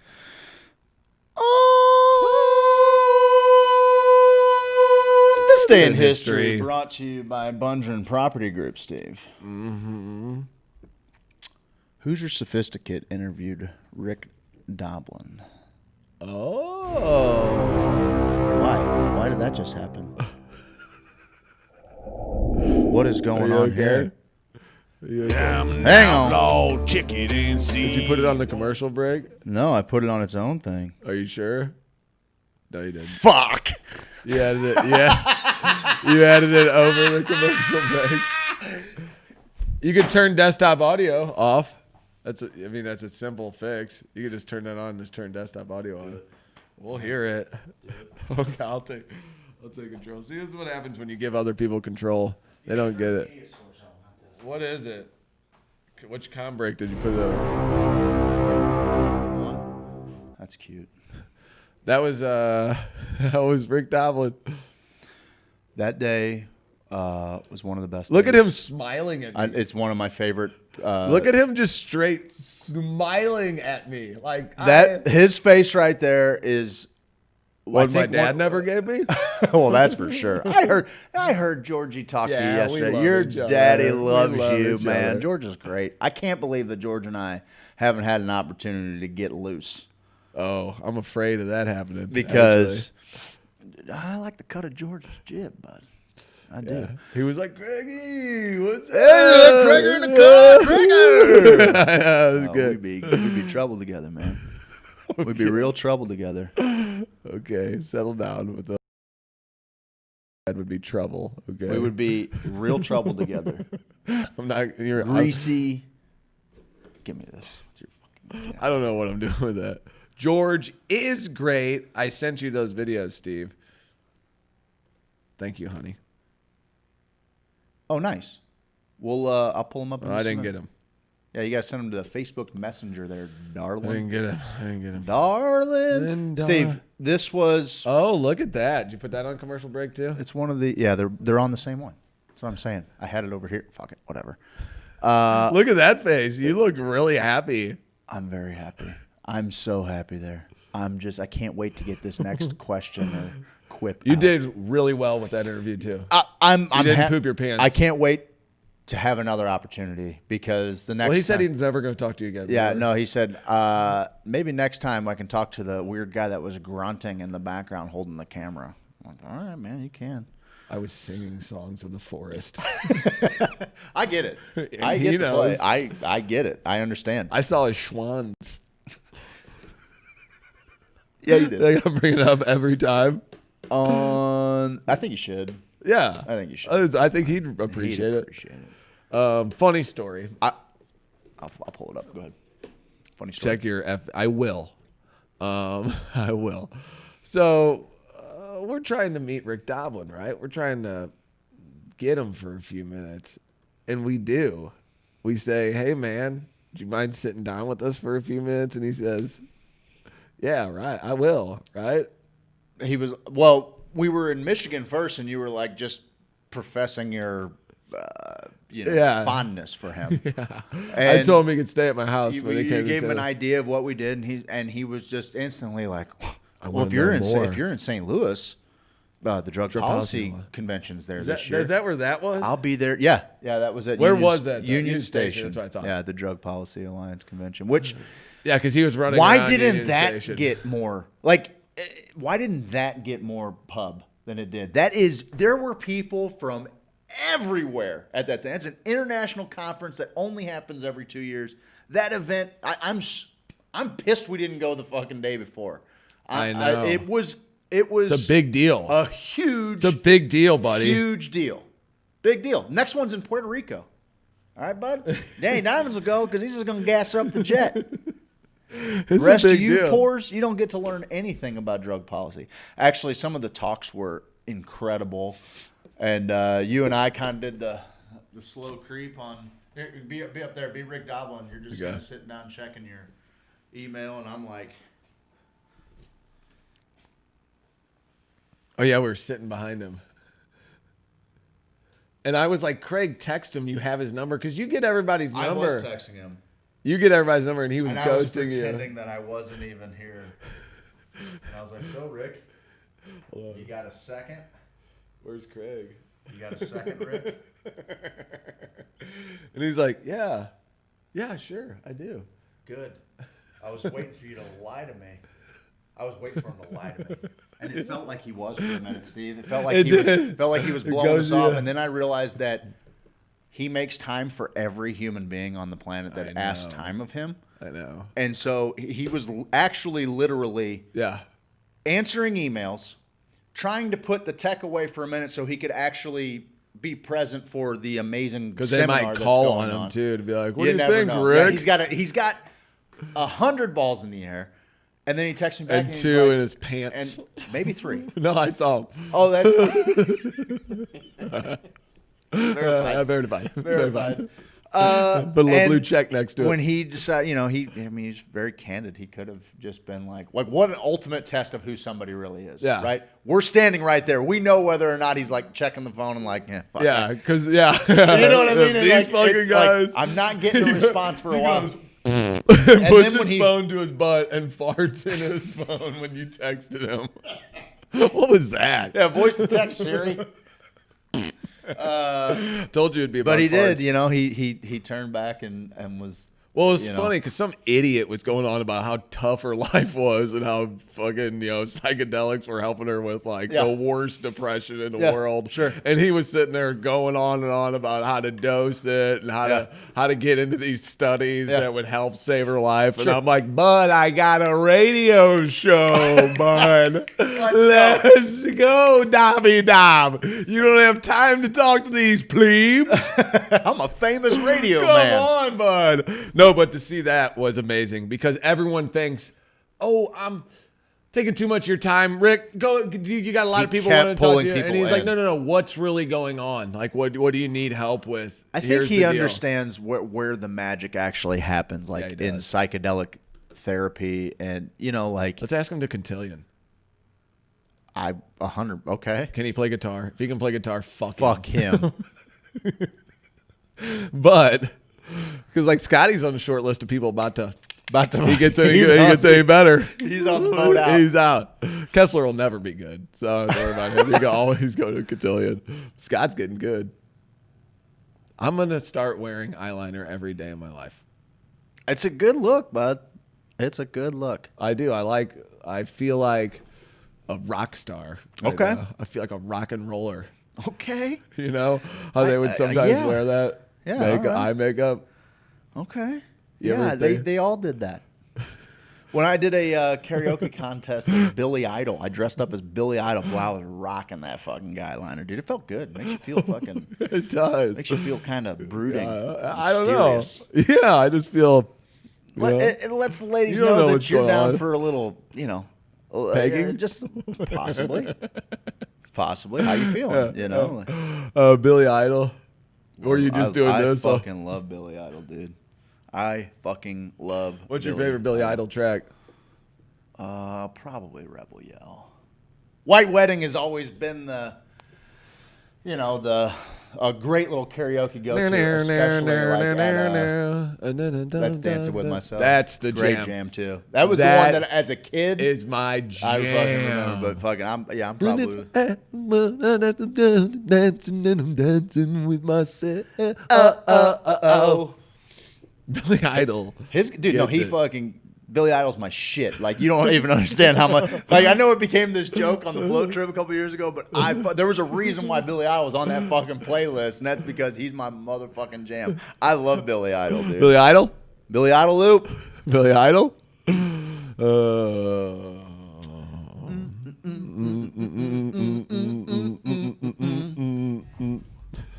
Shit. Hang on. Oh, yeah, we know. There it is. There it is.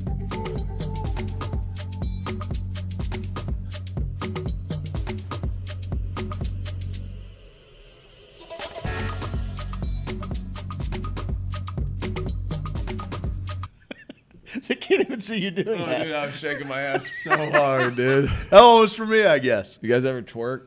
Never twerked? Yeah. Yeah. You ever do twerk? I twerk it, bitch. There was a time when twerking was so hot, dude. I mean, Remember, there's like- still times when twerking is hot. No, but I'm saying, like, remember who was the first person to twerk? The first twerker? Yeah. Like, when did twerking become, like, lexicon? When did twerking become part of the zeitgeist?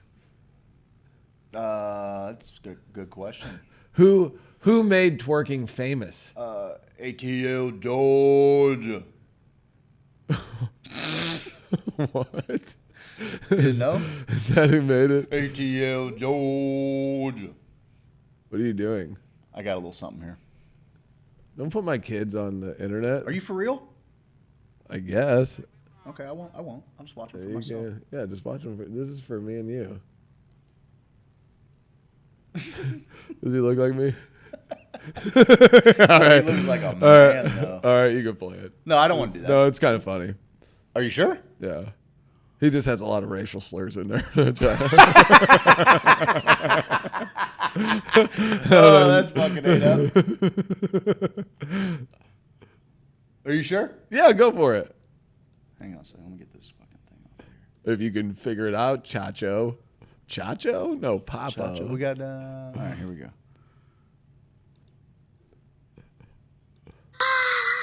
I'm gonna talk. No. I'm your Steve. What did he say? I'm Steve. I'm your Steve. I'm your Steve, bud. He laughs at the end. No. I'll find another one. Hey! Oh, see, that's why. That's why, bud. That's why. Guys, that was Ivan, little Ivy boy, doing his thing. He's just a funny guy. He's just a, that's why you don't. That's why you don't. That's why you don't. That's actually the second time that's. That's why you don't. That's the second time that's happened on this show. Once with me. Yeah. All right, bud. That's why you don't. I appreciate it. Sorry, bud. Now I feel like I gotta. What do you want? I don't even know how that's possible. Like, I don't know how that must. I don't know how that's possible. There was a. Never mind. It was just on that side, though, right? We didn't even hear it. Did you guys see it? Play the Barbie one, she said. The Barbie one's not really that funny because we're not going back to the well. We're not going back to the well.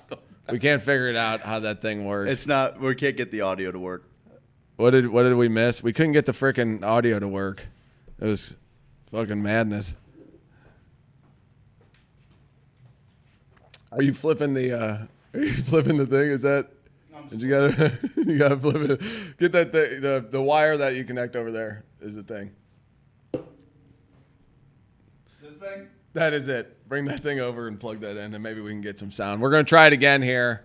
I just don't like putting my kids on the internet. That's you know fair. what I mean? That like, is 100% fair. I do. I take pictures of them, but I don't want to, like pimp them out. And the Barbie thing, I don't know if people would really get it if they don't know my Aunt Barbie. You know what I mean? Like, I don't know if they're gonna understand. But I mean, it's funny. He gets it. Ivan gets pure comedy. The kid just fucking gets it. Like, he's starting to understand what he's capable of, and I'm there for it, man.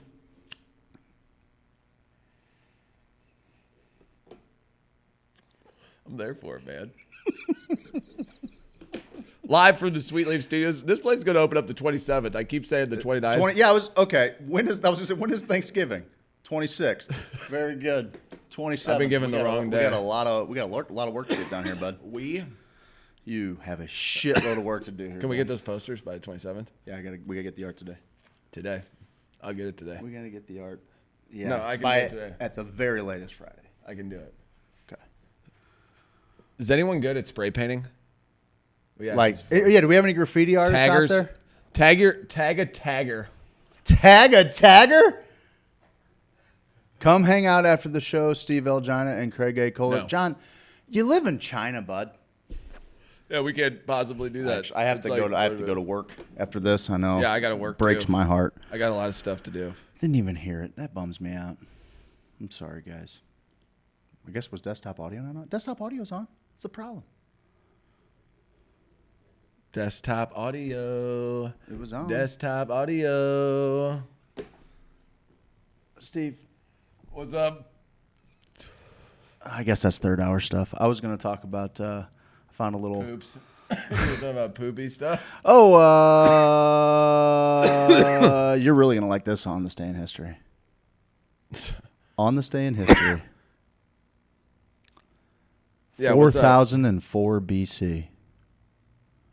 Adam and Eve are ejected from the Garden of Eden as calculated in 1658 by Archbishop James Usher of Armagh, Ireland. He used a combination of biblical and historical documents to calculate this date. Sorry, I got a whole thing going on here. We can drag Jason Long out of his story. What's that? Got a whole thing going on here.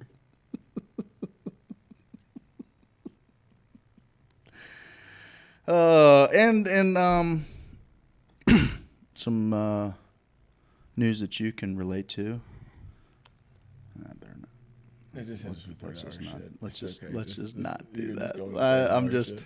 I'm reeling a little bit here, but You're going to third hour stuff. You know what? Pull your shit together. No, I'm reeling because I'll show you why.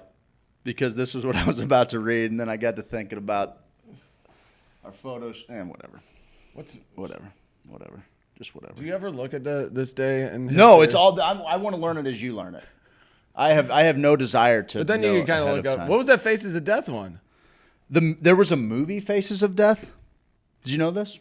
On this day in history, 1978. The movie Faces of Death is released. Billed as banned in 40-plus countries, it purported to show graphic scenes of various ways to die and violent acts.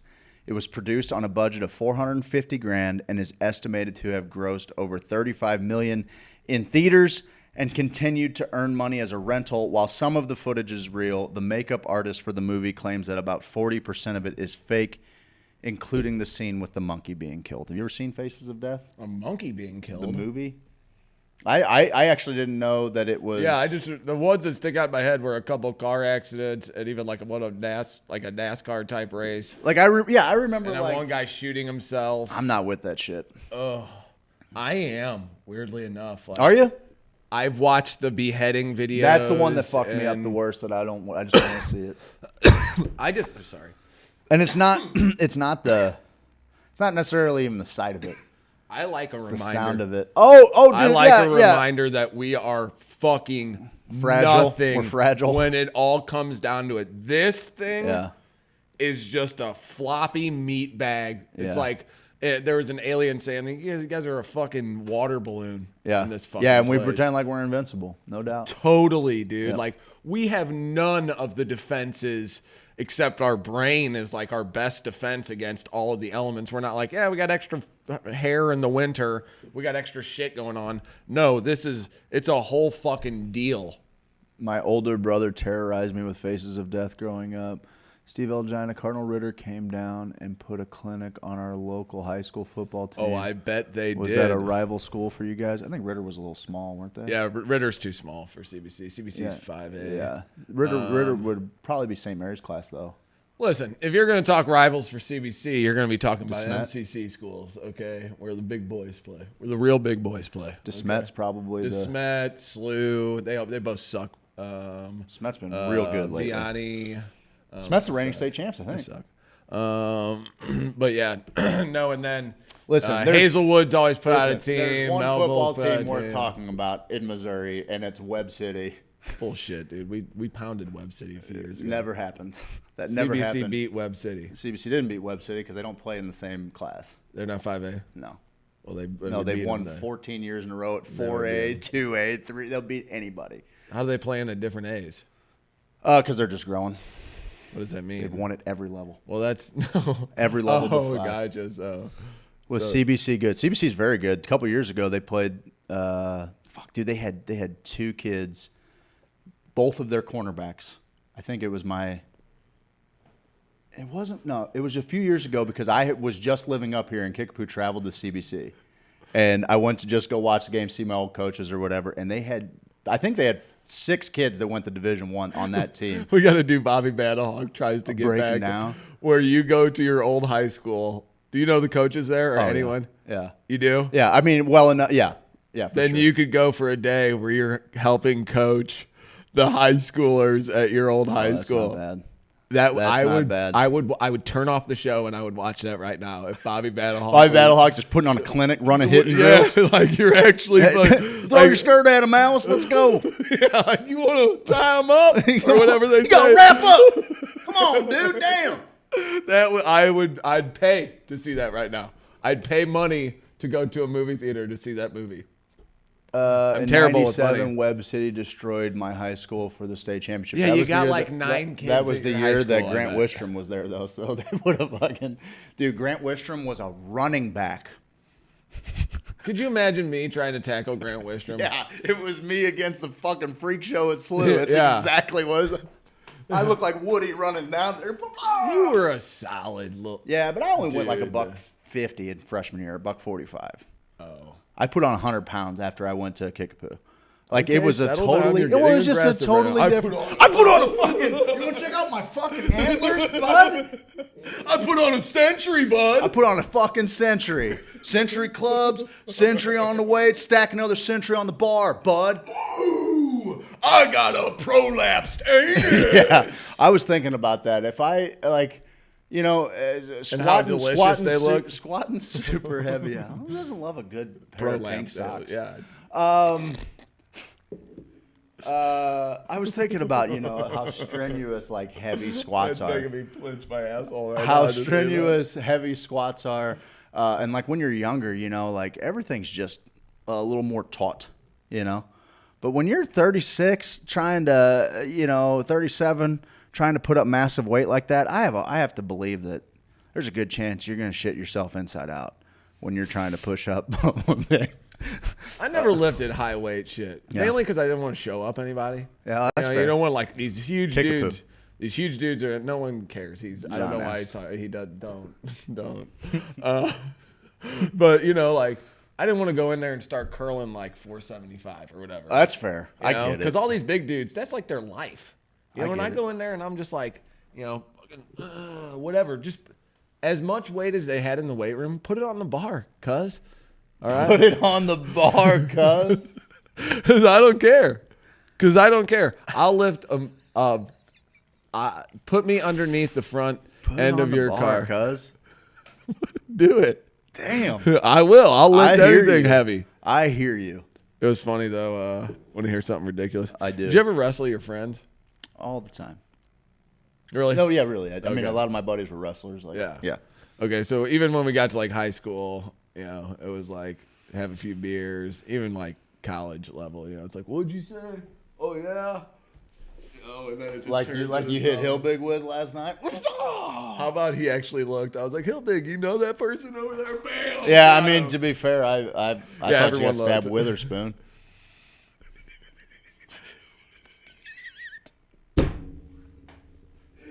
Oh, you were so serious about it too. Oh, you mean Reese Witherspoon? That's What you talking about? with her knife. Witherspoon? I had to look that joke up. How sad is that? You looked at one. It was like I had a to look it up. kid's joke. Yeah, because I was like, Oh, I you don't couldn't know. remember it? I could That's- remember it. I was that's like, oh shit, I hilarious. don't remember. I like getting hit with a nice little dad joke every now and then. Oh, for sure. I'd That put one, that in the that dad one's joke gotten me category. before. That's why I knew it would get somebody. Yeah. But no, wrapping people up. Hillbig knows better. Good shout out to Hillbig too for What a good laying dude. his heart out there. If anybody can help him find out his dreams, not help him realize his dreams. Thank you. Yeah. Help him figure them out. He's got them figured out. I love that dude. Don't think you got the last laugh, Steve. Dude, Ah! I love that guy, do but love I that will choke you out. Madman. Just simply put, I will choke you out. So anyway, we used to wrestle with our friends. And, you know, looking back seems a little weird. But we get ways. It was at Will's house. We would do like UFC fights. Yeah. Where we would, his little brother had a bunch of friends. And, which reminds me of another kind of not funny story. It's not funny. But we would do weight classes, you know, try to match it up. But I'd always be like, give me the biggest dude you got. You know what I mean? Like, just give me the big. Let's see what. Because at that time, I was doing masonry, pal. And I was lifting longboards. I could only do it on my tippy toes because I wasn't tall enough. And I was like, and I could. You were move. tradesman strong. I was using all of this all day. And I had a hod. So every time you put a hod down, it's like a mace. You know what I mean? Like sure. You're just using this the whole time. Like, so it developed a core strength. And Fuck my yeah. arms weren't that strong. My legs were already strong because of soccer, running hills. Okay, Yeah. cool. So I had this nice little core where I was unassuming, but man, I could wrestle these guys down to the ground pretty good. And we're fishing this weekend. My stepdad's out there, and we just got to chit-chatting. And he's like, "Oh yeah, remember when you were real strong when you were doing masonry back in the day?"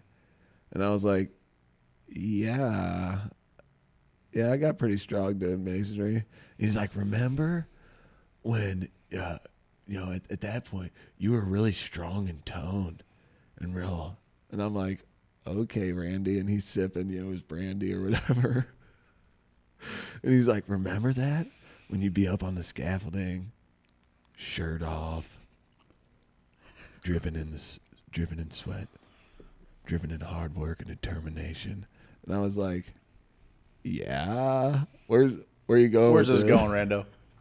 And he's like, "You remember those dildos you found in my top drawer?" Yeah, I do, Randy. I remember it was a traumatic experience. You were there. I know. That's pretty much the dialogue that happened. He's like, "Well, you ever seen one of these?" That ought to help you sleep. No. But it was weird. We did have a conversation about how he's like, "You're strong when you're doing masonry." I'm like, "I'm strong now, bud. I'm not." Yeah. But I was like, "You want to wrestle?" Yeah. And I was it's funny to wrestle your. This is the thing though. My buddy wrestled this kid who was younger than him, and it was clearly outmatched. It was clearly outmatched, and he was like manhandling him a little bit, trying to embarrass him in front of everybody else because you didn't throw punches, maybe some body blows. Yeah. You know what I mean? But you weren't trying to hit people in the face, and like you kind of someone's tapping out. I'll bite your fucking nose off. Yeah, I got one time Jenny's cousin. I'm choking him out because if I got you in a headlock, good You're luck. done. I'm gonna wrap my legs around you and I'm gonna lock Yeah, in. you can't give anybody your back. You'd have to punch me in the You face. can't and we're give not anybody allowed to your punch. back. That's I don't care how big you are. Like, and you don't want to do that. This dude, Mark Reichert, who's pretty unassuming, he just goes, gets in a full rage and goes, slams you against the wall into a chest of drawers with glass. Like, that is awesome. And I go through the glass, and everyone's like, "Oh!" Because it was a big moment in this little living room fight club. It's like someone finally did it. Someone went through. I was bleeding so bad, dude. It was awesome. Blood thins your alcohol thins your blood. Yeah, Randy gets it. It's not fair because you could bring anyone to the ground with just your stunning good looks alone. Don't flatter me. Don't flatter me. The madman will outlive Bobby Battlehawk. You're out of your fucking gourd, bud. That's all Craig has. That's all I got is just brute. That and the Canadian.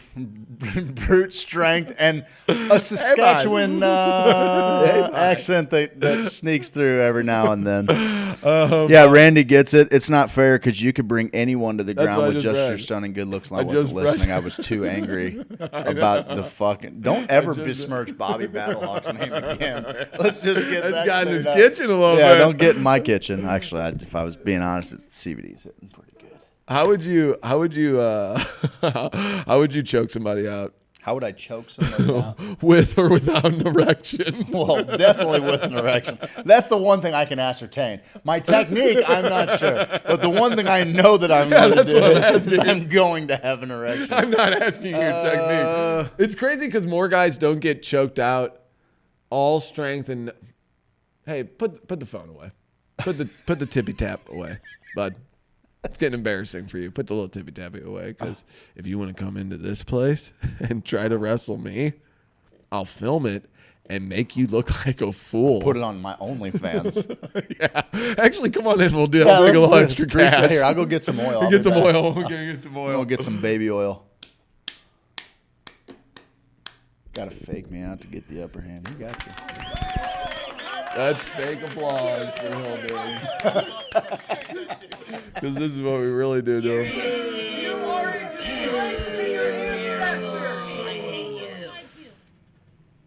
We're doing something awesome. What are we doing? We're generating leads for small businesses. We're doing it with Ms. Marketing. Ms. Marketing can actually help you. Mm-hmm. Unlike all of our other sponsors. That came out. That's the best library that's ever happened. That came out wrong. Ms. Marketing, what they can do to help small and medium-sized businesses. Please, yes, this is the best. This is the best way to kind of wrap things. They take leads from over here because you got these people over here that think like this and want to do this thing. And where are they? And they take leads from over here. They're on the internet. Okay. They're on social media. And email. And this big delta right here, there's a whole range of dumbass ideas. Just dumbass ideas and philosophies. And they're totally on different ends of the spectrum. But I'll tell you what, they're all marketable. They all want to buy something. And so what Ms. Marketing does is they take this dipshit over here who thinks this, and this dipshit over here who thinks the exact opposite, and somehow fit them into the same funnel. Why do they have to be Because dipshits? Fuck them. That's why. Like this guy who may think these different things, and this guy who may I'm think talking about taking people from the this far opposite dipshit. reaches of the fringe where the dipshits hang. In here, a lot of good people. A lot of good people in here. A lot of good thought. A lot of love. You're not a fringe guy? Asshole out here. Asshole out here. Big wide asshole. And it's his job to kind of see which assholes want to get in the ride and slide down to here in the bread basket where the money's made. Okay? That's why they call it bread. Get it right in here. That's why they call it bread. That's what Ms. Marketing does. They find people, even people who would never like the same thing, and they somehow direct them to the same place. So walk me through it here. Okay.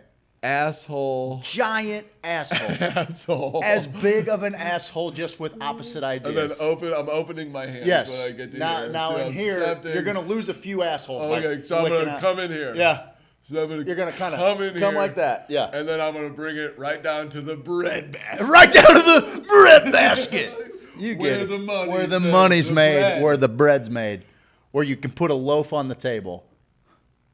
Yes, that's what Ms. Marketing does. That feels That's powerful. a visual representation. It probably is some kind of mudra, if I had to guess. Like you put out, do a little thing, direct some energies into the bread basket. In, out, fix, up, in, out. It's kind of like was that. off of?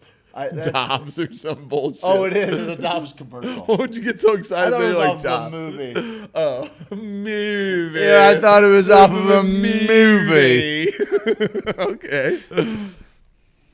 Oh, that was that. I thought someone was coming inside of this place. Inside of me. Inside of me. I don't know. Maybe we should tell them about Ms. Marketing. What do you think, But Mark? Ms. Marketing, for real, if you have anything that you need to know about marketing on the internet, and right now, not a lot of people are utilizing exactly the scalpel-like precision Ms. Marketing. That's the deal. It wowed me. It's the deal. With what he's capable of. It's hard for us because we talk about cannabis and psychedelics. Yeah, it's a little bit difficult for us. But he's working with people in the trades. He's working with... we finally get to separate. I don't know if Well, people in the trade and fishermen and guys who look like George Washington who are shirtless. And yeah, he's a good working fighter. with them. Yeah, and he's a karate star. God, he's handsome too. He is a handsome But lad. he can help your business. Between him and James, what are we doing here? I know. What are we doing Steve, here? are you calling Dennison ugly? And Jason. Bold. I think they're all beautiful. Do you? Yeah. You just. Yeah, I do. I actually do. I actually do too. That's Yeah. great. That's perfect. Well, tell him. What do you want me to tell him? Show him. Fine. Guys, these are a couple. Bunyan's all right too. He's kind of a mutt.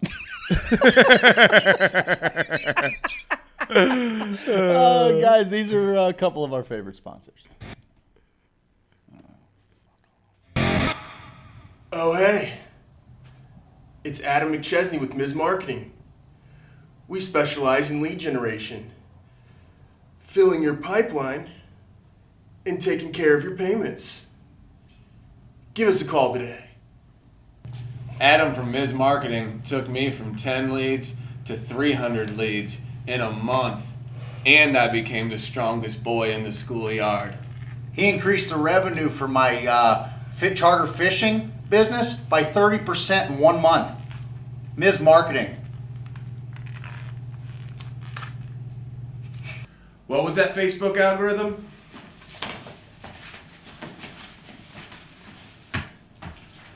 What was that Instagram?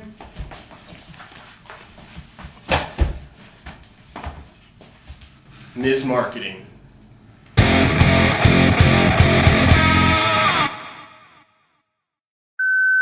I know it's late, baby, but you got me thinking about my dream home. Yeah, girl. You know, Bungeon Property Group doesn't just sell houses, they sell dreams. You know when the best time to talk about dreams is? In the middle of the night. That's why Bungeon Property Group is famously open 24 hours a day, so you can whisper sweet nothings in the middle of the night. Oh yeah. Tell me all your dreams of white picket fences, in-ground pools, and I'll find them for you.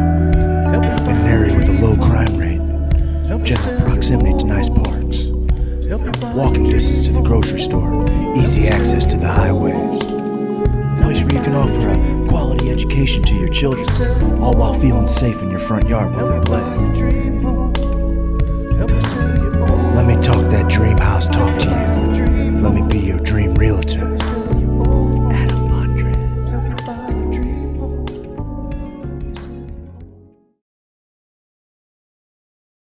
Yeah. I called Adam at 2:30 in the morning last night. Yeah. And you know what he said? He goes, "Hey baby, you find that dream home?" You want a little ranch style home that's easy to get around in as you grow older with your loved one? Oh yeah. You ever want to make a big breakfast for your family, so you got a big kitchen with an island that you can easily serve the ones you love? Oh yeah. Maybe you're into the galley style, so you can be working some pots over here while straining some noodles over here. Maybe you like it that way. I don't know. Sometimes I like people to be playing with the back of me as I'm working this way. That's what I like to do. Adam, it's we're talking about houses here. Oh, yeah. Maybe you want a house that has one of those dumbwaiter things that you can crawl in and get Lower yourself yourself up and lower yourself down like Webster. Oh, yeah. That's the conversation you're having at 2 o'clock in the morning. Yeah. Sounds He was like they receptive. sell love shacks. Who said that? That's the worst thing I've ever heard in my life. Oh, of course, it's my arch nemesis.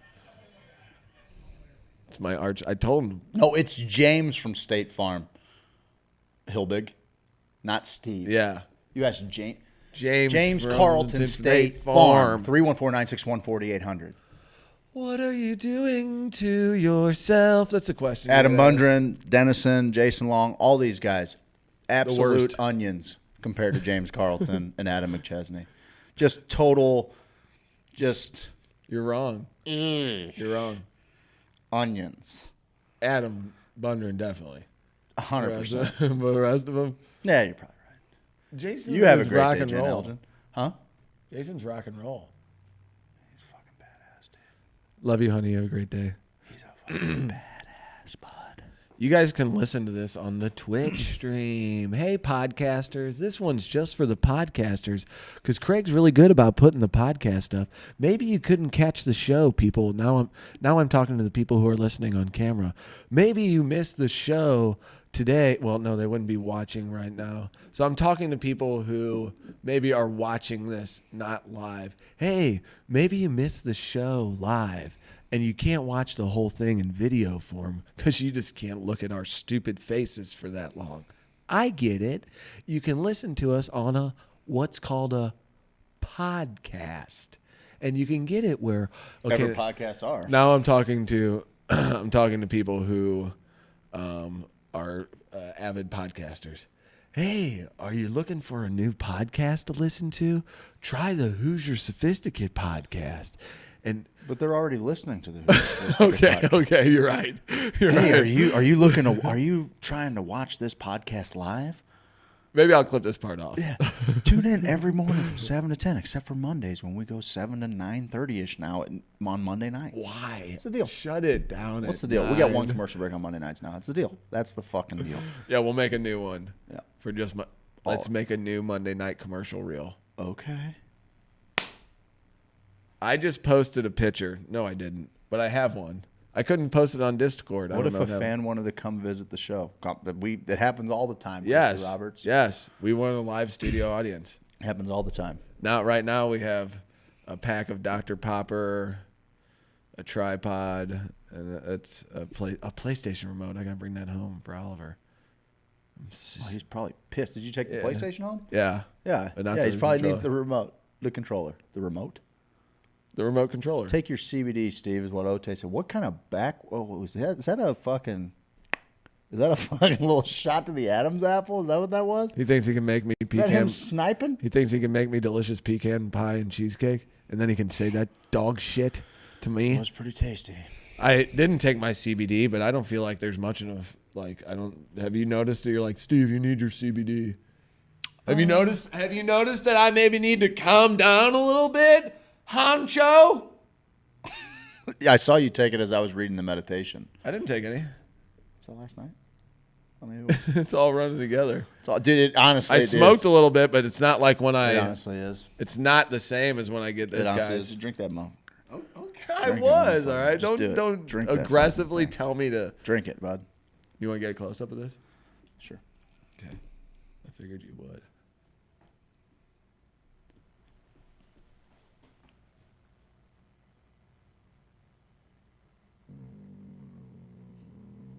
Good shots, bud. Oh, there you go. Every last drop, you pig. Calm your ass down, Dennison Collard said. I hope he wasn't here for me talking about how ugly he was. Fuck.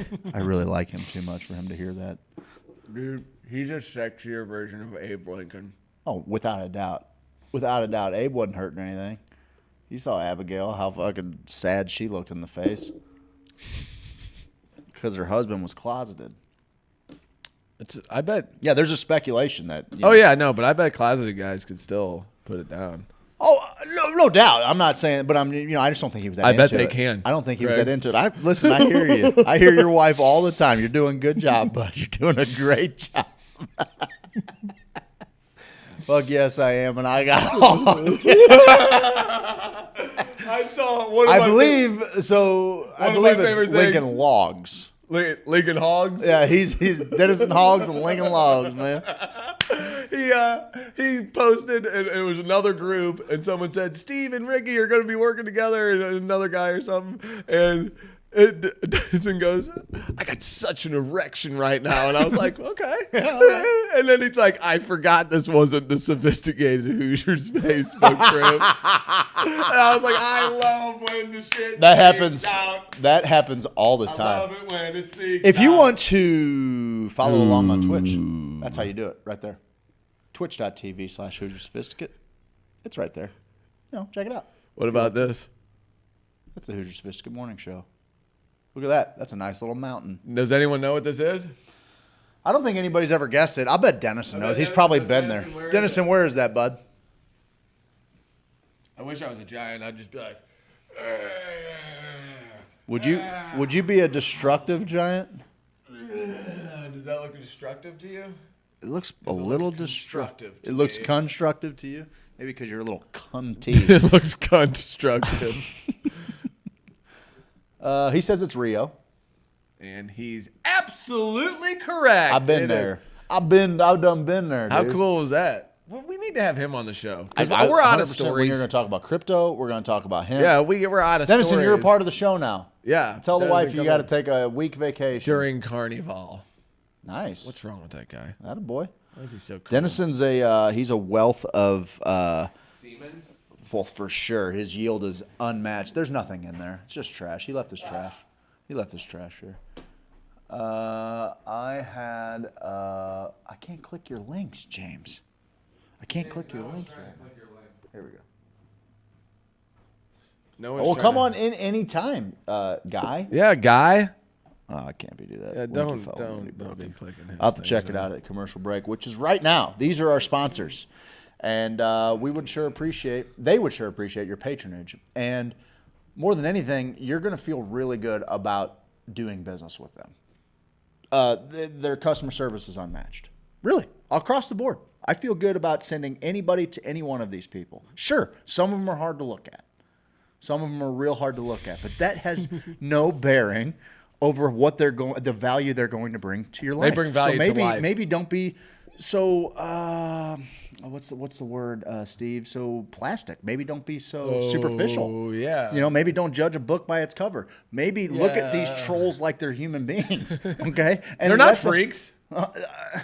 But let them provide you a service. They can do that. Guys, these are our sponsors. I'll be back in 5 minutes.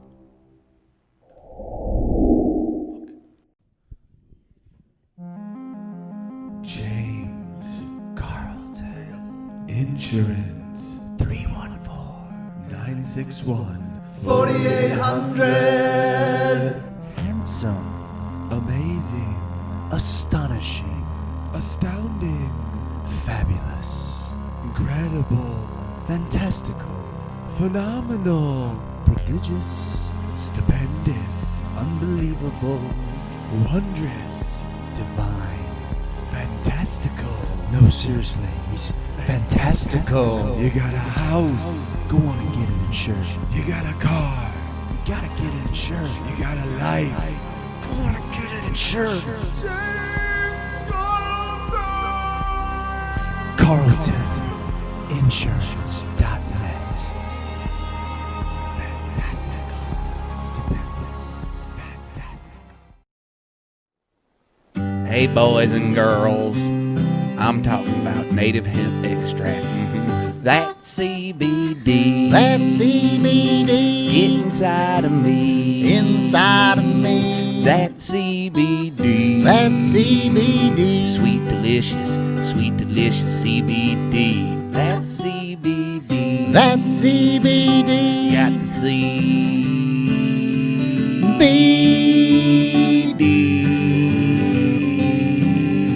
CBD native hemp. That's CBD. That's CBD. You can get it from me. I can. That's CBD. That's CBD. Inside of me. Inside of me. That's CBD. That's CBD. Inside of me. Inside of me. Inside of me. Inside of me. Inside of me. Inside of me. No. Inside of me. Inside of me.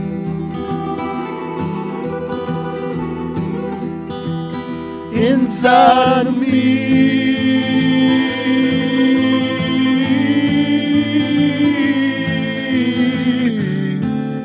Native hemp extract.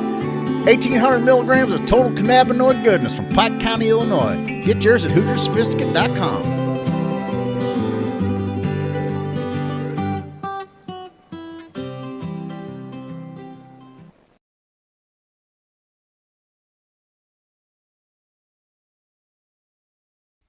I'm an outlaw, check it and see. Want a poster looking like me.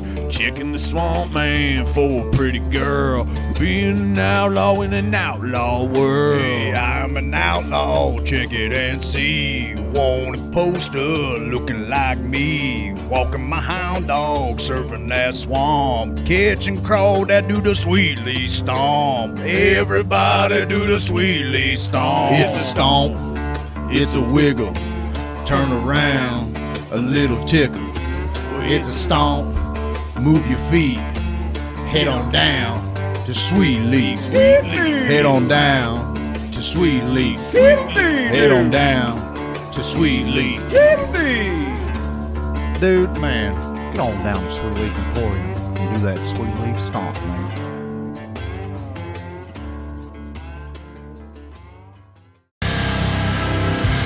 James Carlton. James Carlton. James Carlton.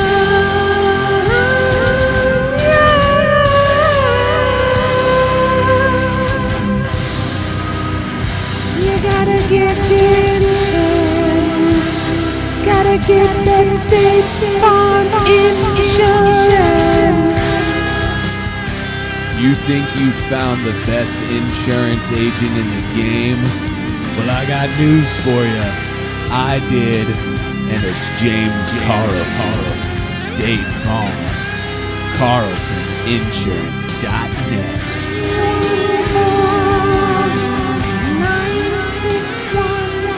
961-48.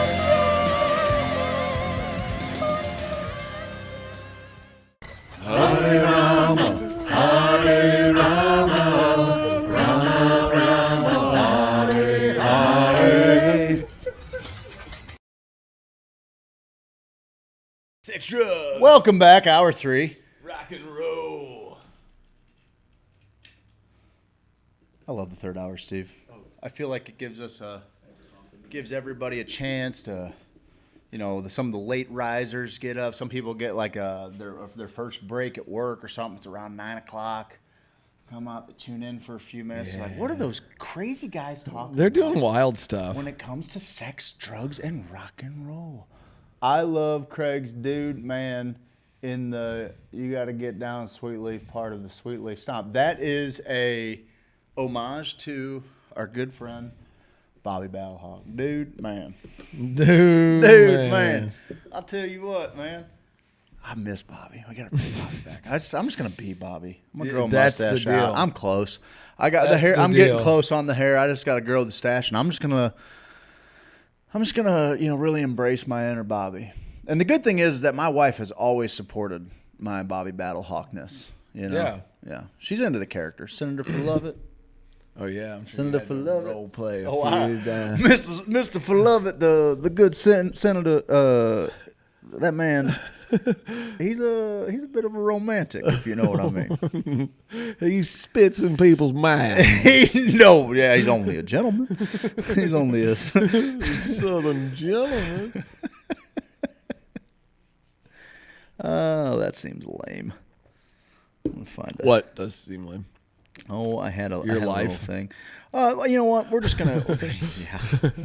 Hey, do you think Oregon has any implications for the rest of the U.S.? Like, we've seen how we've been close. I think someone had to do it. Well, I think we've been so close to seeing psychedelics being legalized, and I don't know if the rest of the country is really paying that much attention to it. How much of the rest of the country do you think? I don't think they are, and I don't know if how distracting this presidential race was, and the actual, I don't know how much maybe that aided in the passing. I mean, Oregon has been very progressive on drug policy as it is anyway. But it only passed with about 58%. So I don't think it passed with the same kind of fervor that like cannabis passed in other places. I think there is still a big stigma. There are people that I think we've even maybe tried to make the argument that there are people who are just kind of ignorant enough to psilocybin, to the word psilocybin, that if you told them, hey, this is helping our veterans heal their PTSD, they would probably vote for it. But I don't think it would be very hard to run a smear campaign or a campaign against it. You know what I mean? If so, I think a lot of people are still really are people still buying into the it'll make you trip out. Yeah, I think so. I think so. And honestly, I think people that have maybe tripped before.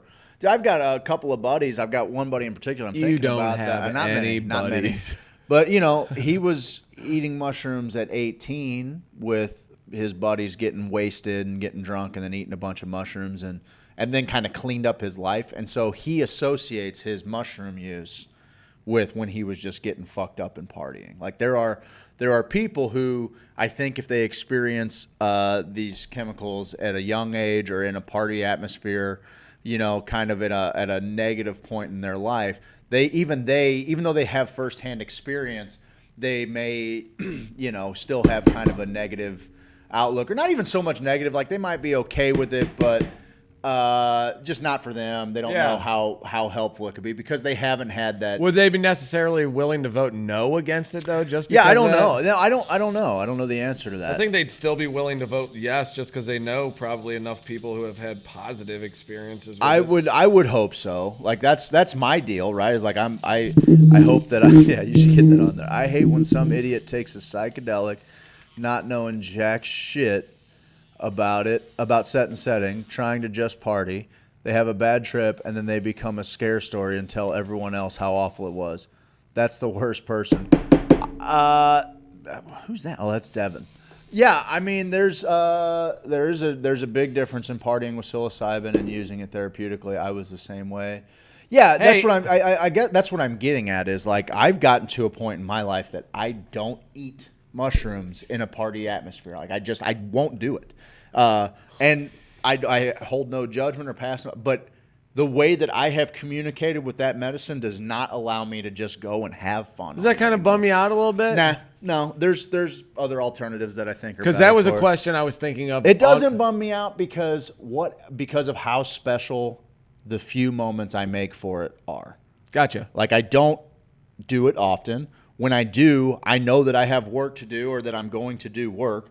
And so typically the work that's done, the profundity and the journey no fun, dude. Is and look, again, like I have no qualms with people. There are people who love to eat boomers and party, man. Like that's their deal. Not really for me. But it's only because I can't. That's not how. No, it's just not how my body reacts to it. I would love to fucking sit there and act like I'm having a good time, but I am not having a good time hearing you talk. I'm not having a good time hearing any fucking buddy and their gleeful laugh or their talking. They're all a distraction from a really cool thing that's happening in here, and it's like, I can see how your fucking head works, and that's I mean, rather than be a dickhead and just like, here's my thing. I could very easily, you know, at a party or something, consume it. But what's going to ultimately happen is I'm going to just walk away and go be by myself somewhere anyway. Yeah. So like, and that's just, I mean, that's just what that particular medicine does. LSD, totally different ordeal, you know, like, and because I didn't use LSD for so long and had such a powerful experience with it that even it seemed like it would be crazy kind of in a recreational kind of setting. But I don't think of that is as much of the case. Now, I think that there are probably, you know, dosages and levels of LSD that probably wouldn't be the best in a, you know, with a lot of people around. But Yes. but for the most part, I like agree. that's one that I feel like is a little easier to communicate with people. And I'm sure it's different for everybody. Oh yeah, I would you know? say mushrooms. I'm more.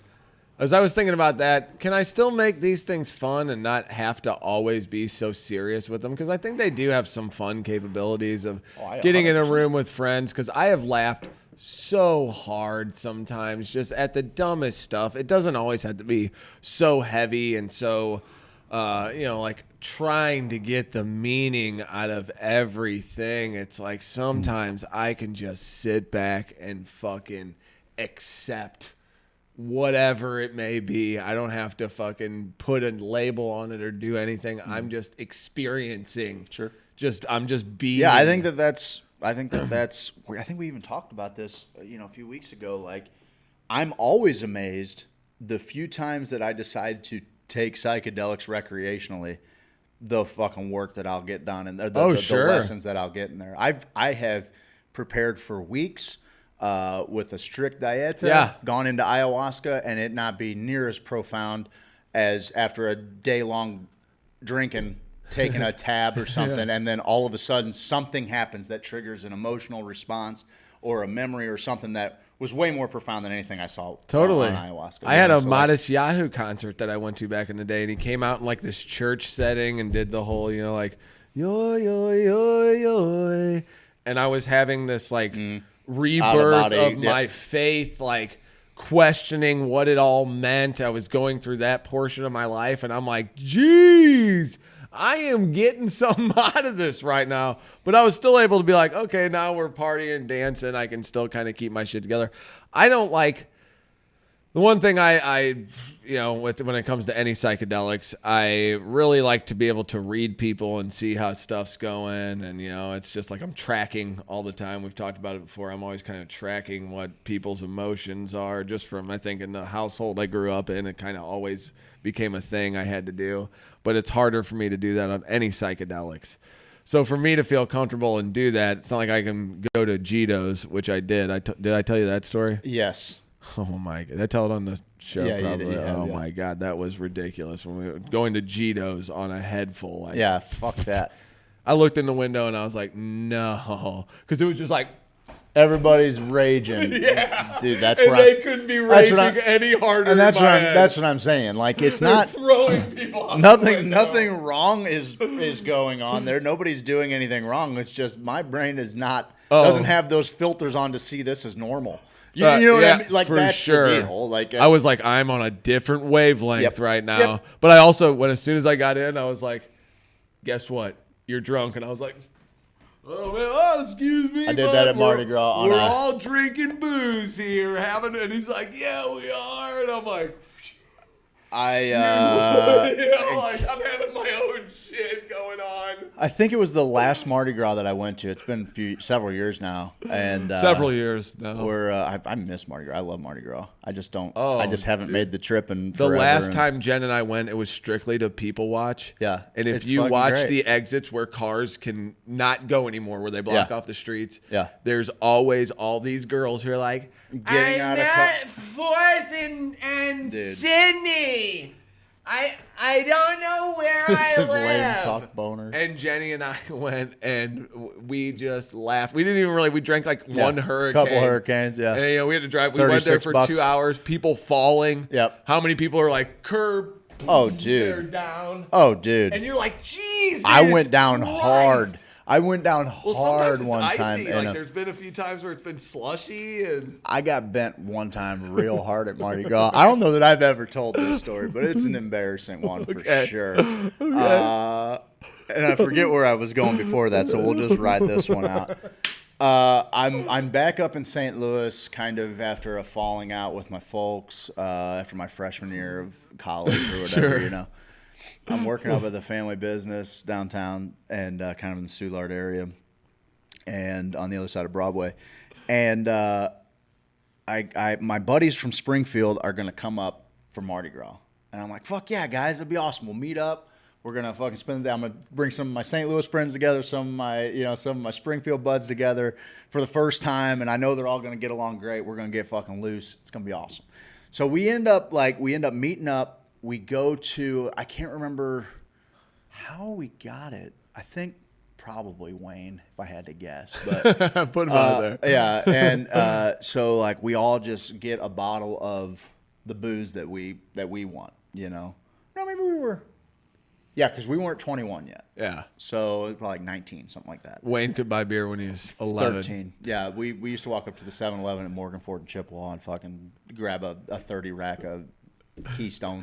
You know, like at CBC, he would shave in the morning, and by the end you of the could day, hear they're his like, beard grow. Jesus Christ, dude. Like, Yeah. you can't have a 5 o'clock shadow at school. And he's like, I shaved this morning. Yep, What are you you can talking hear about? his beard grow. So, so we each get our own bottle of booze, and we end up going to, I think we went to the Taco Bell on Grand, at Grand and Gravois, kind of right there. Okay. Yeah. So we go there. We Wendy's each is the play there. we each get just a tall drink, whatever. You know, we're going to eat something, I think, beforehand. We get a tall drink. All of us have a fifth. And I got a fifth of Jack, and I pour this whole thing into the largest cup that they got. Yeah, that was the play. And I splash about that much water on it. That was the play. And all of us kind of did that, but most of these guys are kind of nursing their drink throughout the day. We get out of the, you know, we park or whatever. We get to Broadway, and I've got like this much left in my cup. Big time rookie move. I've drank 30 ounces of Jack Daniels and water at this point. Are you sucking it down like I it was? got fucking Yeah. like just pretty good. You know, Going just down pretty going good down today. real That's a smooth. famous last words. Chilly day. Go down there and like, dude, Warming you up a bit. That first hour and 15, buddy, I was having a day. I was having a King of day. Soulard. Man, are we in good shape or what? Running into old friends Yes. from grade school. So fun. Like camp, you know, everybody's dancing around, and you know, and I'm telling all my buddies from Springfield, I'm like, listen to me, you're gonna get fucking hammered today.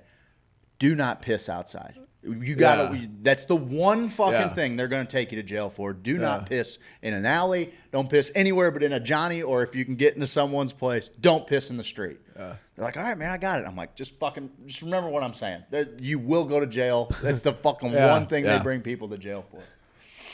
Put you on a list. About 2-3 hours in, You're pissing. we got to fucking circle it like Russell and Ninth. All old friends, like got a friend that's got an apartment up there. That's the main. Fucking great. Main thoroughfare. Yeah, man. Right in the middle of it all.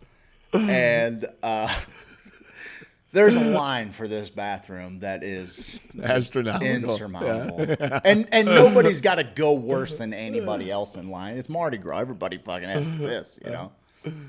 And except one guy in there is like, I know I'm gonna have to pee here in about 5 minutes. Yeah. So I'm gonna getting in line right now. I just had a couple of spritzers. I'm not. I'm not in that guy's shape. No.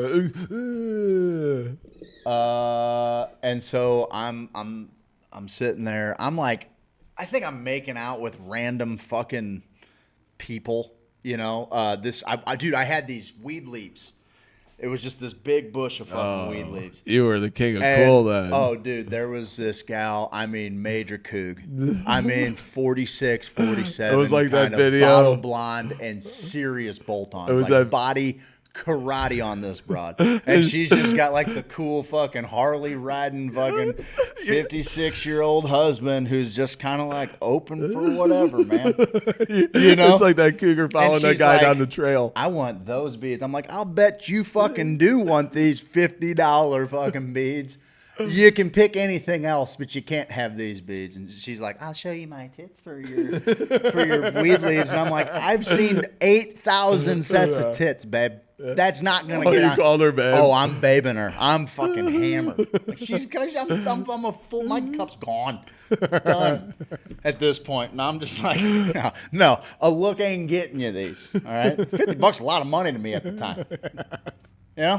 And in bead world? In the bead world, that's as much as you can spend. Oh my God. I don't even, I think a friend gave them to me, but told me what they paid. So I like, these things are gold.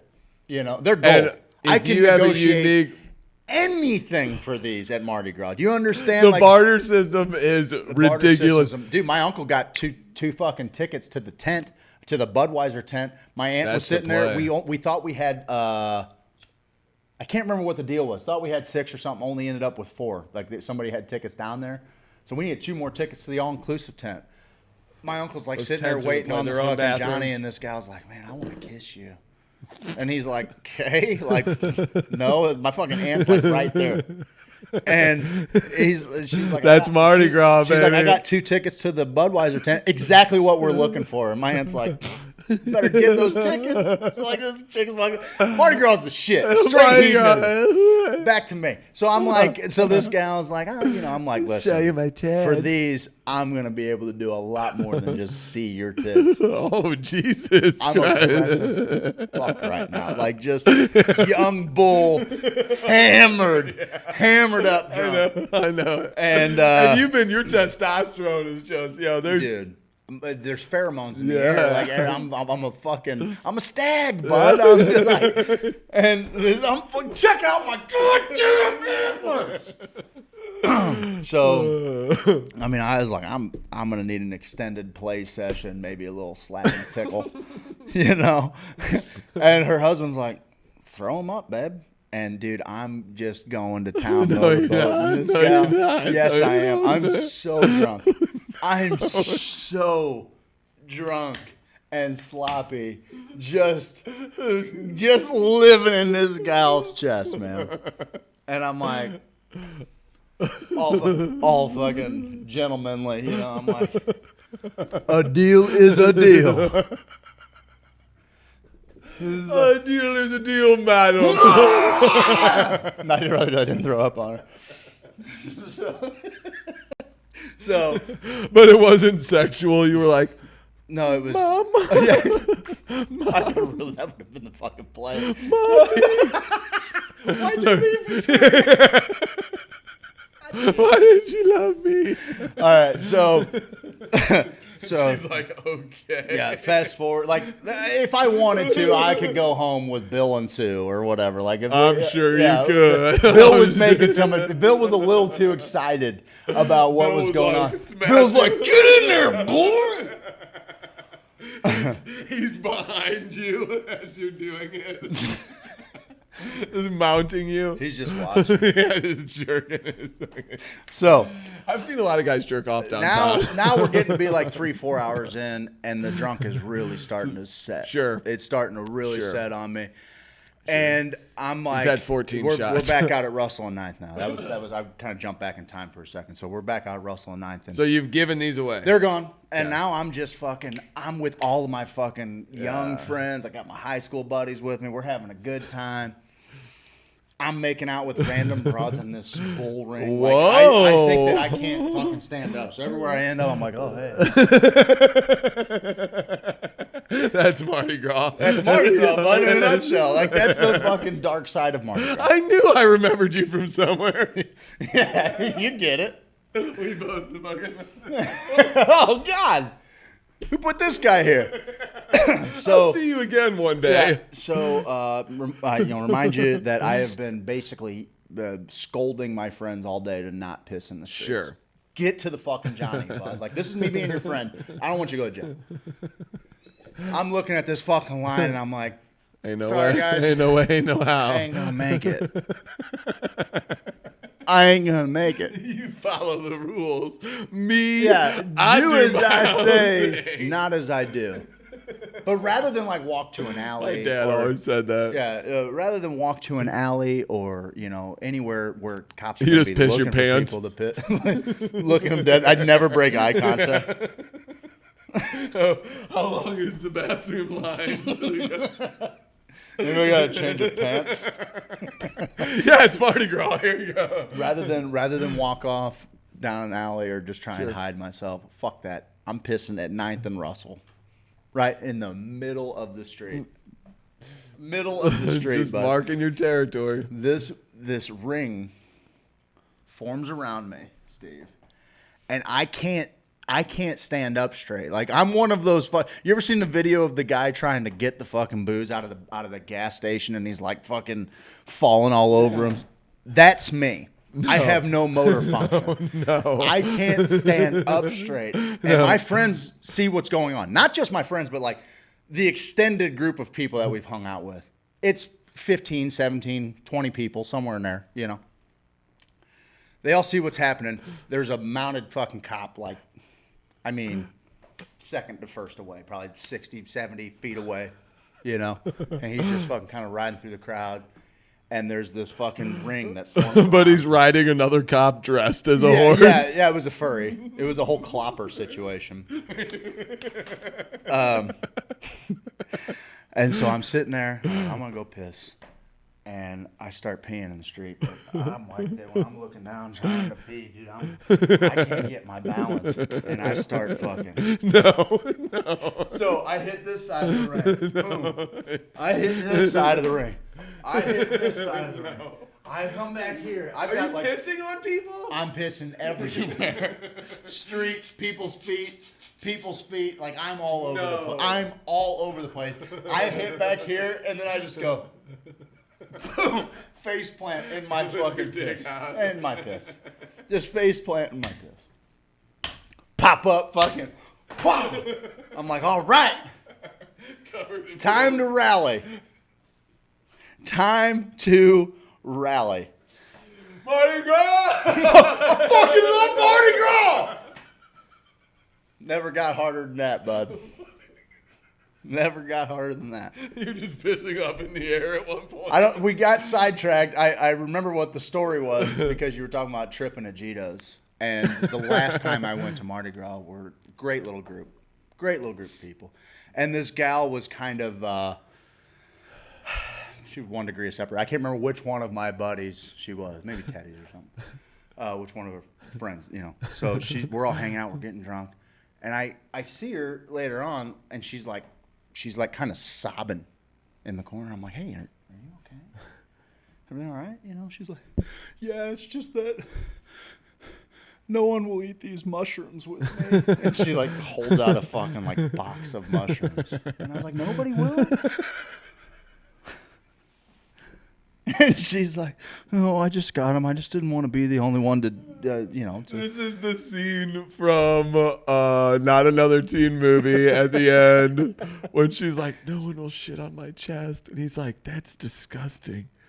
It would be an honor to shit on someone's chest, on your chest." And it's like that was, but no one will. She's like, "No one will eat these with me." You found the right. Nobody will. And this was before my real affinity for psychedelics. Were you 11? I was 8. But she's sitting down. We're like somewhere around Molly's. And, yeah. No, well, no. No, it wasn't that. We were actually. Yeah, I know. So I was like, well, I mean, I'll eat them with you. Like, she's like, I just didn't want to be like. I was like, well, did you already take them? Because if you didn't want to be alone. She's just an emotional drunk girl at this point. If you didn't want to be alone taking them, you probably should have just waited until somebody agreed to take them with you. Did she already eat them? Yeah, she'd already eaten them. Oh. And so I'm like. That's a whole play, though. I Yeah, don't want you to do it alone. It's fine. It's fine. Let's see that mushroom. You're right. So I'm like, fine, it's great, it's fine. It's fine. It's fine. I reach into the fucking box, I cram a fistful of fucking mushrooms. And you're like, see ya. And I walk up to Missy, and we had just started seeing each other at the time, and I'm like, heads up. I just ate a fistful of mushrooms. Just letting you know. With some chick. Well, yeah, but that's fine. She was already gone. That's the funny thing. She's like, I didn't want to do it alone. I'm like, yeah, okay. I ate them and I left. But then I didn't realize that. I mean, she was with the group kind of, but she was also kind of just like, you know. Sometimes it just helps knowing there's another person. And the funny thing is I had the same realization as you at Gito's. I'm like, there's not a better place to be feeling this right now. Because everybody is so off of their tits. They could never know if I was drunk or anything else. No. And I found power in that because as soon as I first took them, it was that roller coaster moment where I'm like, oh, fuck. No going back. Yep. What were you thinking? And then as I got out, I'm seeing fucking people like, I see. Oh my God. I'm seeing people kind of walking like this after I eat them, and I'm like, oh, I'm gonna be just fine. Ended up having you can hide. Had the time of my life for sure. I was the one that was under control. You know what? Oddly enough, like I was the one that had my wits completely about me. It's. I feel like I can sense sadness when people are getting drunk and it's funny, and I'm on mushrooms. Great.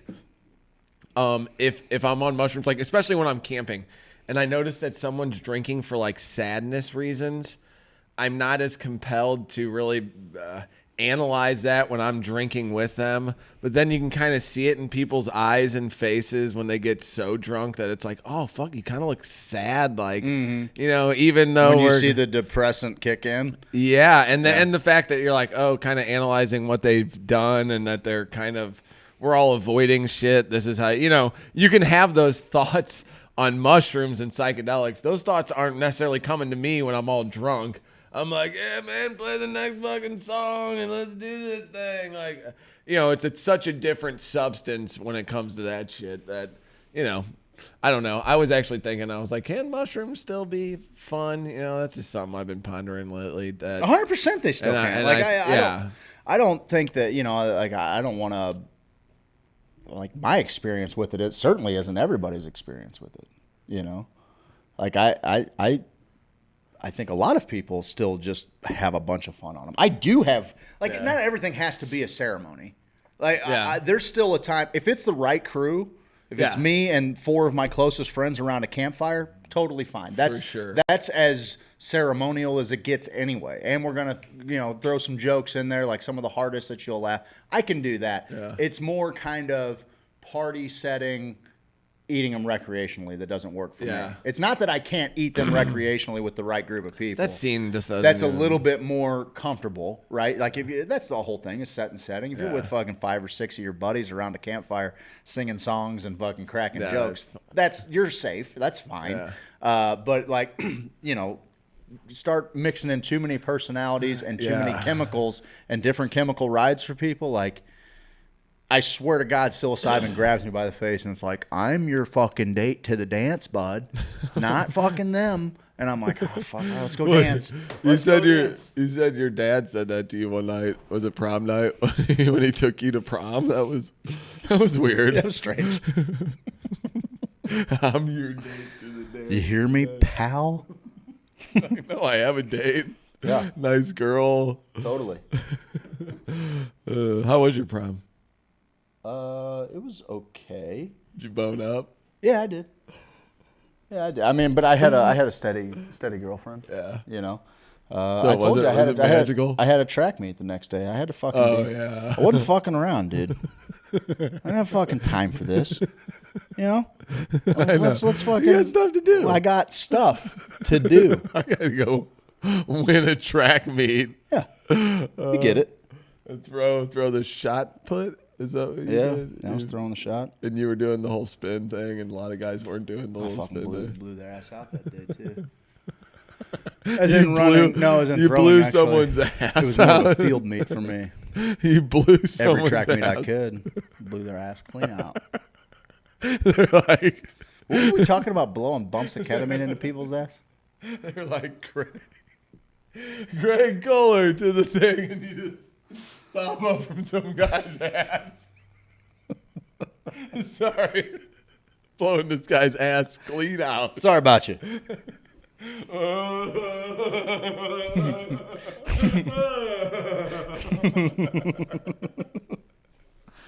What an event. No doubt. How heavy is that stupid thing? 12 pounds. And you couldn't just go. If you wanted to tear your rotator cuff in half. Oh, sure. you or me? You. The strongest human in the world. You don't That guy think so? too. No, I think it would fuck him up pretty bad. Did no one do this? That's the discus. I know. Did no one try that with the ball? I don't think you can because you Well, have to fuck because you have you. to put it. That's called putting. Oh. Yeah. Oh, so you got to throw it from here. Yeah. You have What's to, you're up with pushing, that? You're pushing it out. What skill is that trying to show off? That you can scare an animal away with a big rock from? Because it's not like the javelin where you're like, yeah, motherfucker, this dude could be. Or one of even the best discus. I don't know. I mean, Yeah, the dude, discus is good. ask your people. I don't know. Ask your people. I will. All right, good. I will. Right home today. You could do like a in Greek. That'd be great. That's the man on the street that I'm dying for. That's the thing. Me to go to I'll tell you. Greece? Yes, and just That's the ultimate goal. let's bud. do it. Let's do Well, it. I don't- we Look, don't- we got. no, I'll we write don't the have check that. right now. I'll bounce the fucker off every wall in this place. Like flubber. We're in Greece. We're in Greece. Well, Oliver was telling me that one YouTuber like bought a McLaren and then had a video that apparently made enough money to give the McLaren away. Like he made sure that they got enough to give the McLaren away and make some more to buy something else. So like and just kept doing that with huge prizes until it became a lucrative model. That I was like, Isn't that holy Mr. Beast. Mr. Beast. Yeah. Yeah, that's what. That's what he did. He did fucking outrageous giveaways. And he's just like talks like this the whole time, and it's just like, hey, I'm Fucking gonna shoot these guys with Nerf Fucking guns as they brutal. stand over What are we a doing pool. wrong? Fuck, And we just then don't live in the right place? The Is that last the deal? person to stand on this swing over a pool at the pool of my house gets $10,000. It's like what? What did he say? What is Mr. Where is He's from Kansas. Really? Kansas City. Shut the fuck up. Oh. Greenville, North North Carolina. That's probably where he Carolina. lives now. Because it's so fucking nice there. I think I watched the thing where they did the most expensive. Like a lot of his videos are the most expensive, right? He's 22 years old. Started doing it at 13. He did like Born a in Kansas? he did like a world's most expensive firework display. It was outrageous, dude. It was like a $250,000 firework. It's pretty wild. I don't think it was worth 250 large, but you know. No, I mean, there's a few things that are worth Yep. that.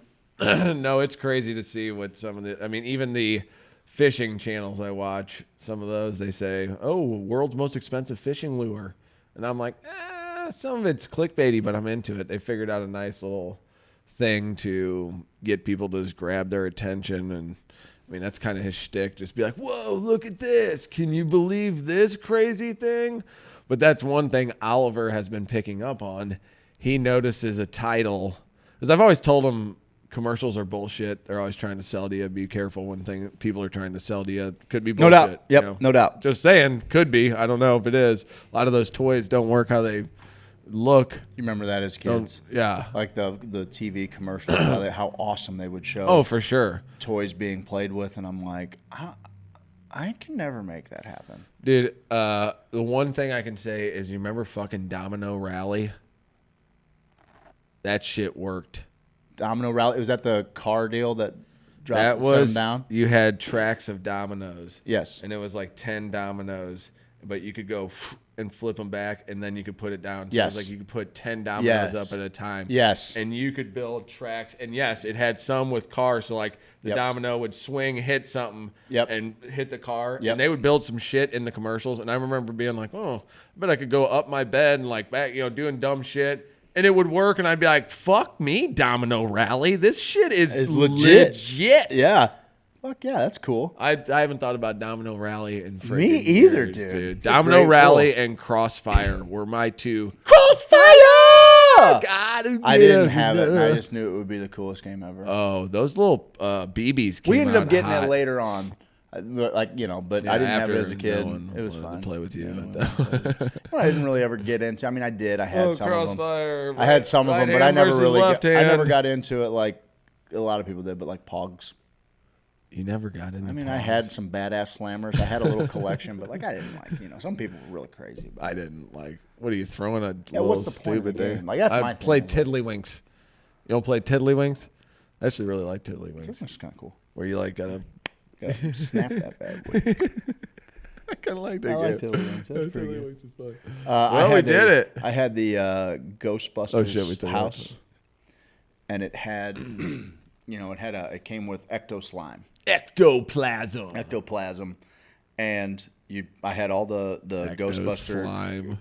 Well, listen, it's fucking slime, and I poured in. It's got a grate on the top. You're supposed to pour it in on the top of the house, and it like the slime goes all over. Oh, everything. yeah. I remember that. My shit. mom and dad had like brand new carpet when I got this thing, and I poured it in the top of this Ghostbusters house, and I was like watching it, just like watching the slime just cover everything in the house and all the Ghostbusters.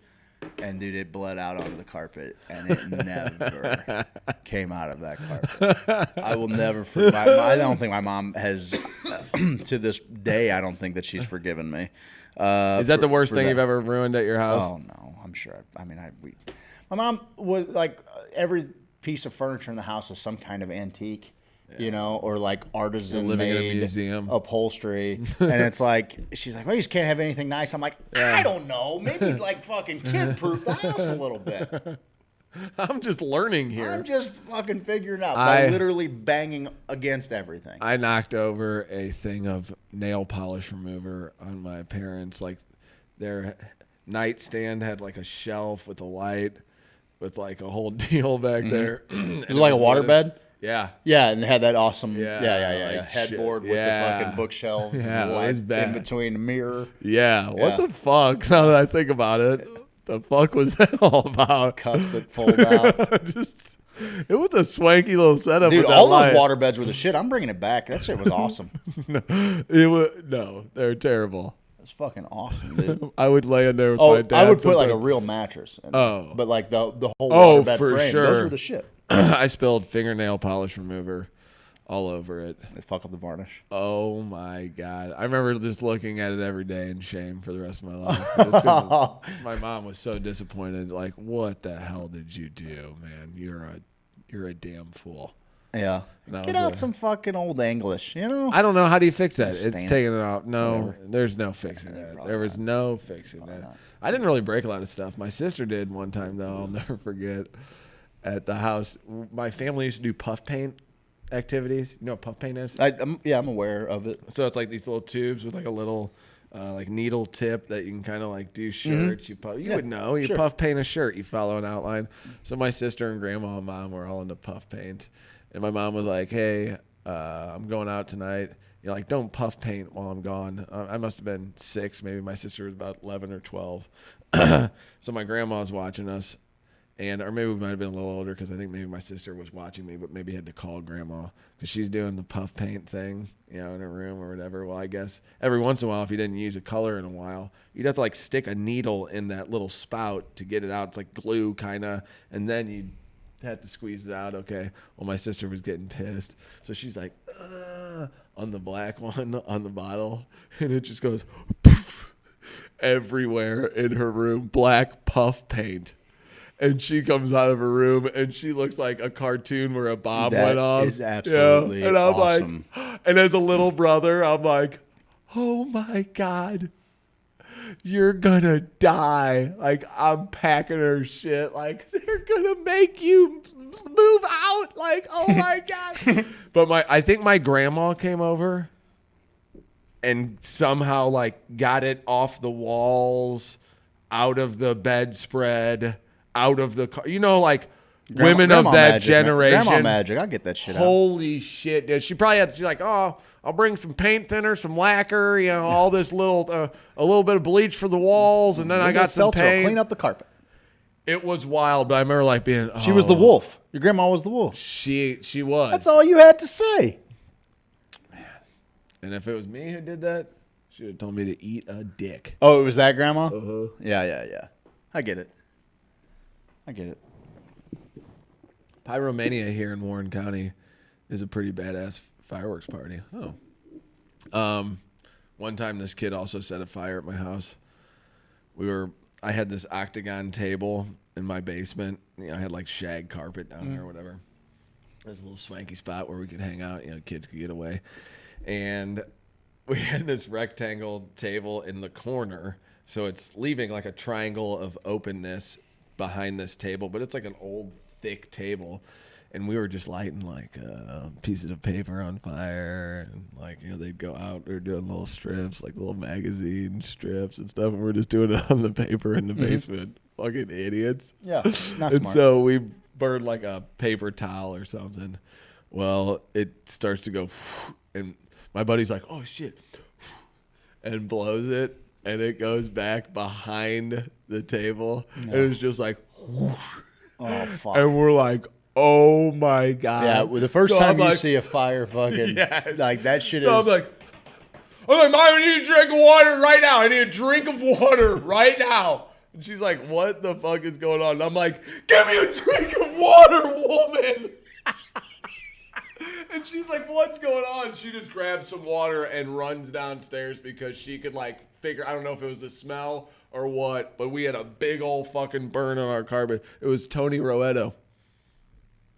What do you have to say for yourself, Tony, I hope you're Roetto? ashamed of yourself. He was also the dude who showed up to the games at CYC, and he's like, dude, I don't have any shin guards. He's like, find me a styrofoam cup. And he cut it in half and just stick it in there and be like, ready to play, because they still had Good for him. stipulations. Oh, fuck yeah, dude. Good for I was him. like, that's actually not a bad play.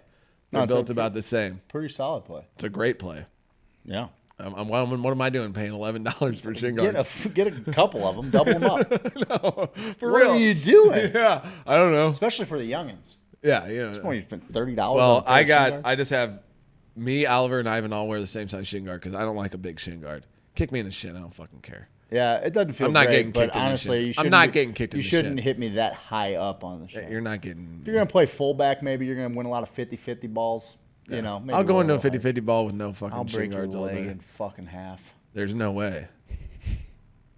I'll break your fucking shin in half, bud. No, Nope. I got strong shins. Doctor even said when I was born, he goes, man, that boy got strong shins, man. He's like, like, you were wow. like the sea biscuit of shin having babies. The doctors were just blown away. They were taking pictures of my Golden shins. shins. Yeah. Have you ever seen Shaolin Soccer? I feel like I did, You but I should. That's one you should watch with Ali. Like, Really? Oh, for sure. Yeah, Okay. it's Kung Fu Hustle, but it's all about this. A lot of racy stuff and a little bit. There's like a couple. Chinese humor's a little different, you know. Like, so there's a couple of different, jokes that are a little, Really? Risque? Yeah, but it's Is there dubbed. full frontal nudity? No, nothing like that. But like one guy makes this guy put his underwear on his head after he humiliates him and beats him. So you better. I know it brings up a tough pass for you. I know. I'm sorry. You said you'd never talk about that. But dude, it's awesome. It's about these brothers, and like one practices the mighty leg, one's like Iron Head, one's it's great. Like they come together, they end up in this tournament, this international tournament, and they're playing against like this whole squad of Ivan Drago's like juiced up fucking soccer Russians? players. No, but I mean they're just like they're lab made government. You know what I mean? Like Made soccer soccer players, and so like once these guys kind of unlock their Shaolin abilities, their dormant Shaolin abilities, they start really kicking some ass, Whoa! And then I know, and I just recommend you watch it with your son. It's a lot of fun. It's a nice soccer movie. It's a good little kung fu movie. They start kicking some ass. I gotta see if someone's here. Hello? I got locked. Let me lock the door. Tell them about how good we are. I won't tell you about how good we are, but I will tell you about how good Native Hemp Extract is. And if you enter code HOSO at checkout, you're going to get a significant discount on the best 1,800 milligram total cannabinoid product there is on the market. Sweet Leaf Emporium, they make these studios possible. These studios make it possible for us to just kind of work out some goofs, man. Shoot a couple of little skits here and there. The video we're gonna make today I'm excited about with it. Bo. I don't need you like looking over my shoulder though. I'll be back later because I was like, I like your input, but let me put it together first. and then I'll tear it apart. Yes. Yeah, just don't wrap it before I get. For sure. No, I for real. It's nice having your input because sometimes you get lost in the sauce. Totally, when you're tearing it's it. easy to get lost in the sauce. Yeah, you're like, hey, dude. Well, that's too good to not clip. Yeah, and then you're like, you started with 17 minutes of footage. You clipped it down into 16:12. Yeah. I'm like, it's good. Fuck, sometimes you shoot gold. And it's all kind of, it'll be indifferent. It'll be Sometimes you close-ups. shoot gold. Yeah, It'll like have we could have just had a 17-minute bunch of video, effects. but instead you took a 17-minute video you could have uploaded and turned it into a 5-hour. Maybe you don't put 30 effects in a row right there. I'm like, I found a new effects reel. I get it. So that's what happens to me. I find new effects to put in there, and I'm like, I use them all. Oh yeah, it's better. More is good. More is good. So yeah, that with Bo, the equipment, I cannot wait. I'm gonna put it together. We need to film a little thing of me putting it together. Bo knows hydro. Bo knows how to grow hydro. Bo knows more than most bonobos. Bo just knows, and he knows that his Bo knows flows too. He was flowing. He was flowing, and Bo knows noses. His gal. Oh, I was like, did you meet her in a Sophisticated Hoosiers group? She's from Philly. She's like, we say water. Water. We say water. Yeah. What's your problem? And I'm like, give you an old knuckle sandwich over here. You start talking like you were from I don't Jersey? know. I don't know. I They do say water. It's all the easy. Yeah, but she was talking about you guys say taco. Who the fuck says taco? I was like, I say taco. Taco. Taco. Although when I moved away, said taco. this dude in Springfield thought I said salad weird. Salad. I said salad. Yeah, you do. Salad. How do you salad. say? How do you say like the not a marker but a colorful little thing? Crayon. Okay. Yeah, Some the people say crown crayon. shit. Fucking Yeah. crayon. Where are you from? Fucking hill person. What are you doing? It's a crayon. I love hill people. But they're like crown. It's crayon. Crown. Fuck. What is that? What's the deal? Who did that to you? Why? Well, who hurt you? Who hurt you? Who made you feel that way? You can say crayon. This is where we tackle the tough topics. Yeah. Like, how do you say crayon? Are you an imbecile? Do you want to walk through your life like this? You shouldn't. Yeah. James Carlton, State Farm, 314-961-4800. He does insurance, okay? You are worthy of insurance. You are worthy of not only insurance, but the best insurance. And there's one guy who's doing it. His name's James Carlton. He works for State Farm, and he takes care of all of it for you. All you have to do is... Show me! All you have to do is suffer through a handsome man. Look at him. Look at those eyes. Right here. Look at him. Look at his eyes. God dang. He's so kind. His eyes are so That's kind. an insurance ad. That's an insurance ad. 314-961-4800. He's nothing- fantastical. There's nothing giving you an idea. We should probably put a State Farm. Well, I was on thinking like... I get it, though. I'm sticking in their head like, who am I Who looking is at? this? I love when Steve says pictures. What do you say? Pictures? Pictures? There Pictures? is a word. Oh, fuck. I'll think of it. Washington? No, there's a word that you say that I think is adorable. Oh. Figured. Figured? You said figured. I like Figured? it. I think it's really cute. Figured? Yeah, figured. It's not figured? It's whatever you want it to be, bud. I actually, it's endearing. I like it. You say it how you say it. I hate say when you figured. say things like that. Why? I'm celebrating it. Mm-hmm. Just to use against me one day. Mm-hmm.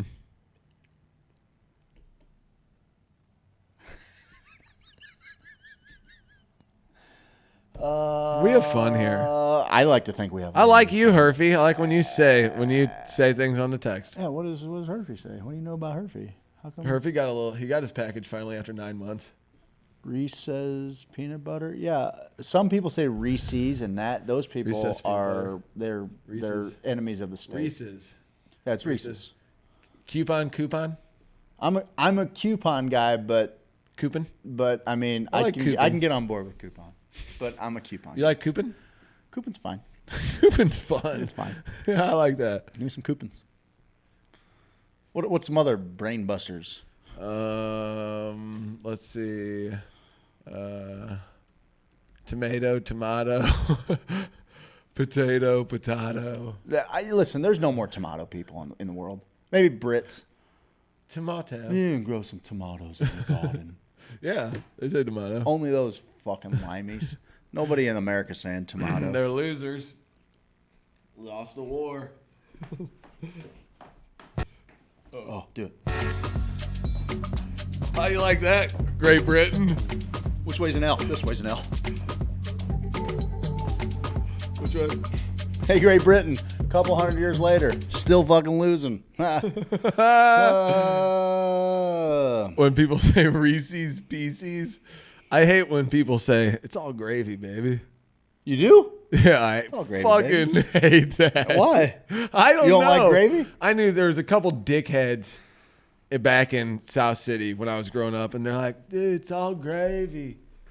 It's all gravy, dude. That if they said it like that, I would hate Dude, them. don't worry about it. It's all gravy. How you say oil? You say oil. Oil? How you say it? Oral? No. I had a dude say Earl. Earl? Oh, yeah. Give me Earl cream. Oil? Oil. What about gasolina? Do you call it gas? Gasoline? Is that what you're talking about? Yeah. I'll never forget one time we were playing Trivial Pursuit, and this guy's like, I don't even know what this thing is. Deodorant? Deodorant. We're like, deodorant, you stinky fuck. Nobody's ever told you? Yeah. He was looking at it on Trivial Pursuit or Win, Lose, or Draw or something. He's like, I don't know what deodorant. Reese's Pieces, barf. I hate when people say, I love you to the moon. I hope they die in shallow graves where no one remembers That's because them. you watch too much Bachelorette. You're getting No. flooded. That is, You're getting I hated flooded. it. You're getting flooded with phrases. I still that. like Journey. I used Journey in my proposal to Jen. When I got down on one knee, I gave her a Bachelorette style proposal because of Journey. Well, they always say we're going on this journey together. Well, yeah, Journey. So I had to drop Journey like 3 or 4 times. I thought you like got down on one knee and you were like, so now I'll turn to you with open arms. You got pipes, dude. You can bring this I like building. to sing from my fucking nutsack, bud. Yeah, no, not that Journey. Oh, not that okay, Journey. not that Journey. No. I said we're gonna go on this journey together forever, and then I started munching. Was it a bush or a bush light? If you know what I mean. Dude. I brought that up because have you checked our Discord server lately? Yeah. Did you see it? Did you see what old? Did you see what our fuck? Did you see what Dennison posted? He's sick. Oh my god! It was just a reference to our That's Discord. That's a girl special no place. That's the sinner zone. Sin cave. Yeah. The sin cave. Oh, that's the queef pillow. You figured it out? Oh. Dude, you're like Indiana Jones.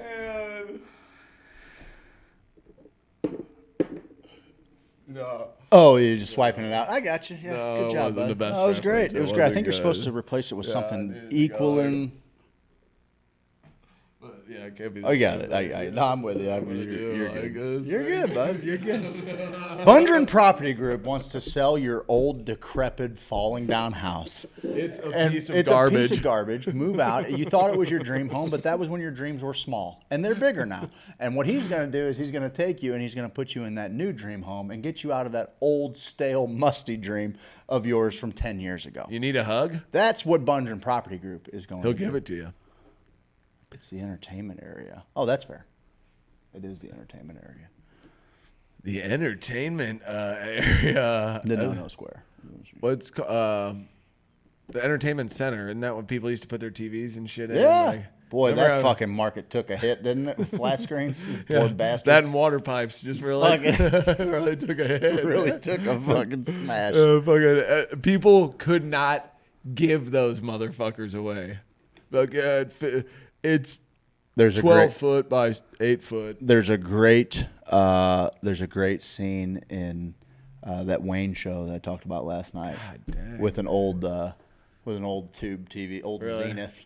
Okay. You'll dig it. I have to hit it to make it work. You'll dig it. It's a great little flick. I about finished it last night. I was just so darn tired when I got out of here. I got one more episode left. It's pretty good. I don't even know what we turned on last night. I enjoy it. Dude, it's how it's got to be when you got to be back here at fucking 7 a.m. I was freaking wrecked. It's been fun, though.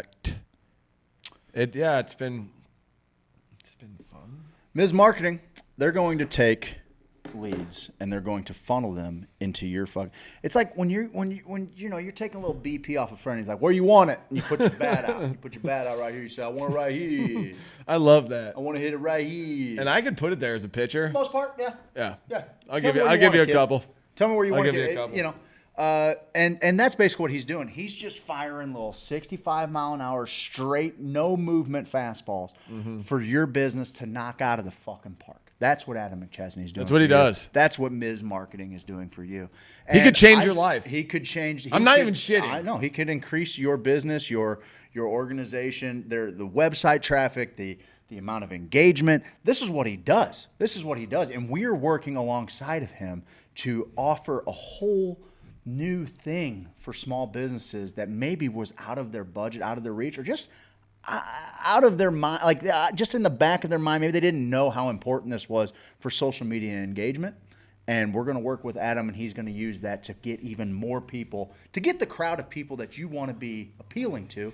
He's going to take them from here. He's going to take them from here. He's going to bring them down here into the breadbasket. Right here into the breadbasket. All right? That's it. Adam, what he can do and what we can help him do with odd ads, I'm putting this into the universe. Yes. We're putting this into the universe. Yes. What we can do for just one simple Facebook video that goes ham. I got to see it with my own eyes, that a business like Adam's, he's like, dude, I got 4 leads from one little video.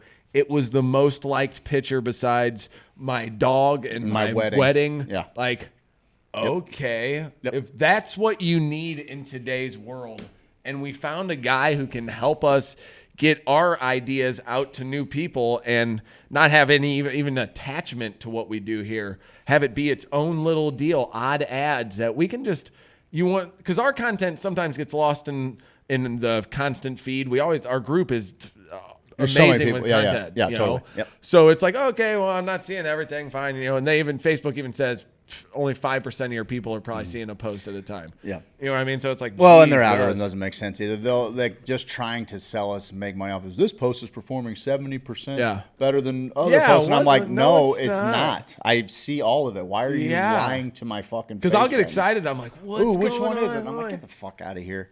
Yeah, because all of our views on Facebook have gone, dude, over the course of Twitch? The last, fucking Twitch is taking off. I love it. There's a little more. I got to be better about being in the Discord. There's a good little crew on the Discord. Yeah. But I really would. It's bringing people in there, but I'd like people to really see kind of what it has to offer because it's a way to kind of participate in multiple kind of running conversations.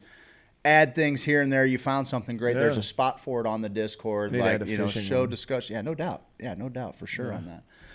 But anyway, I just like to see a little bit more go that way, just because of, that's a running timeline of freedom that we have, and you can go back shit. And see through. Yeah, and you can click on users and see maybe what they've posted as far as their pictures and stuff. Like it's.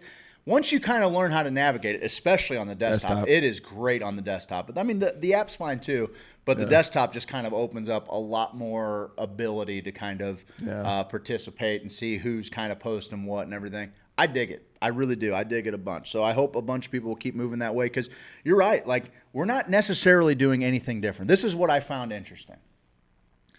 Our following has grown by almost 30% in the last 4 months. And our reach has gone down almost 30%. On Facebook.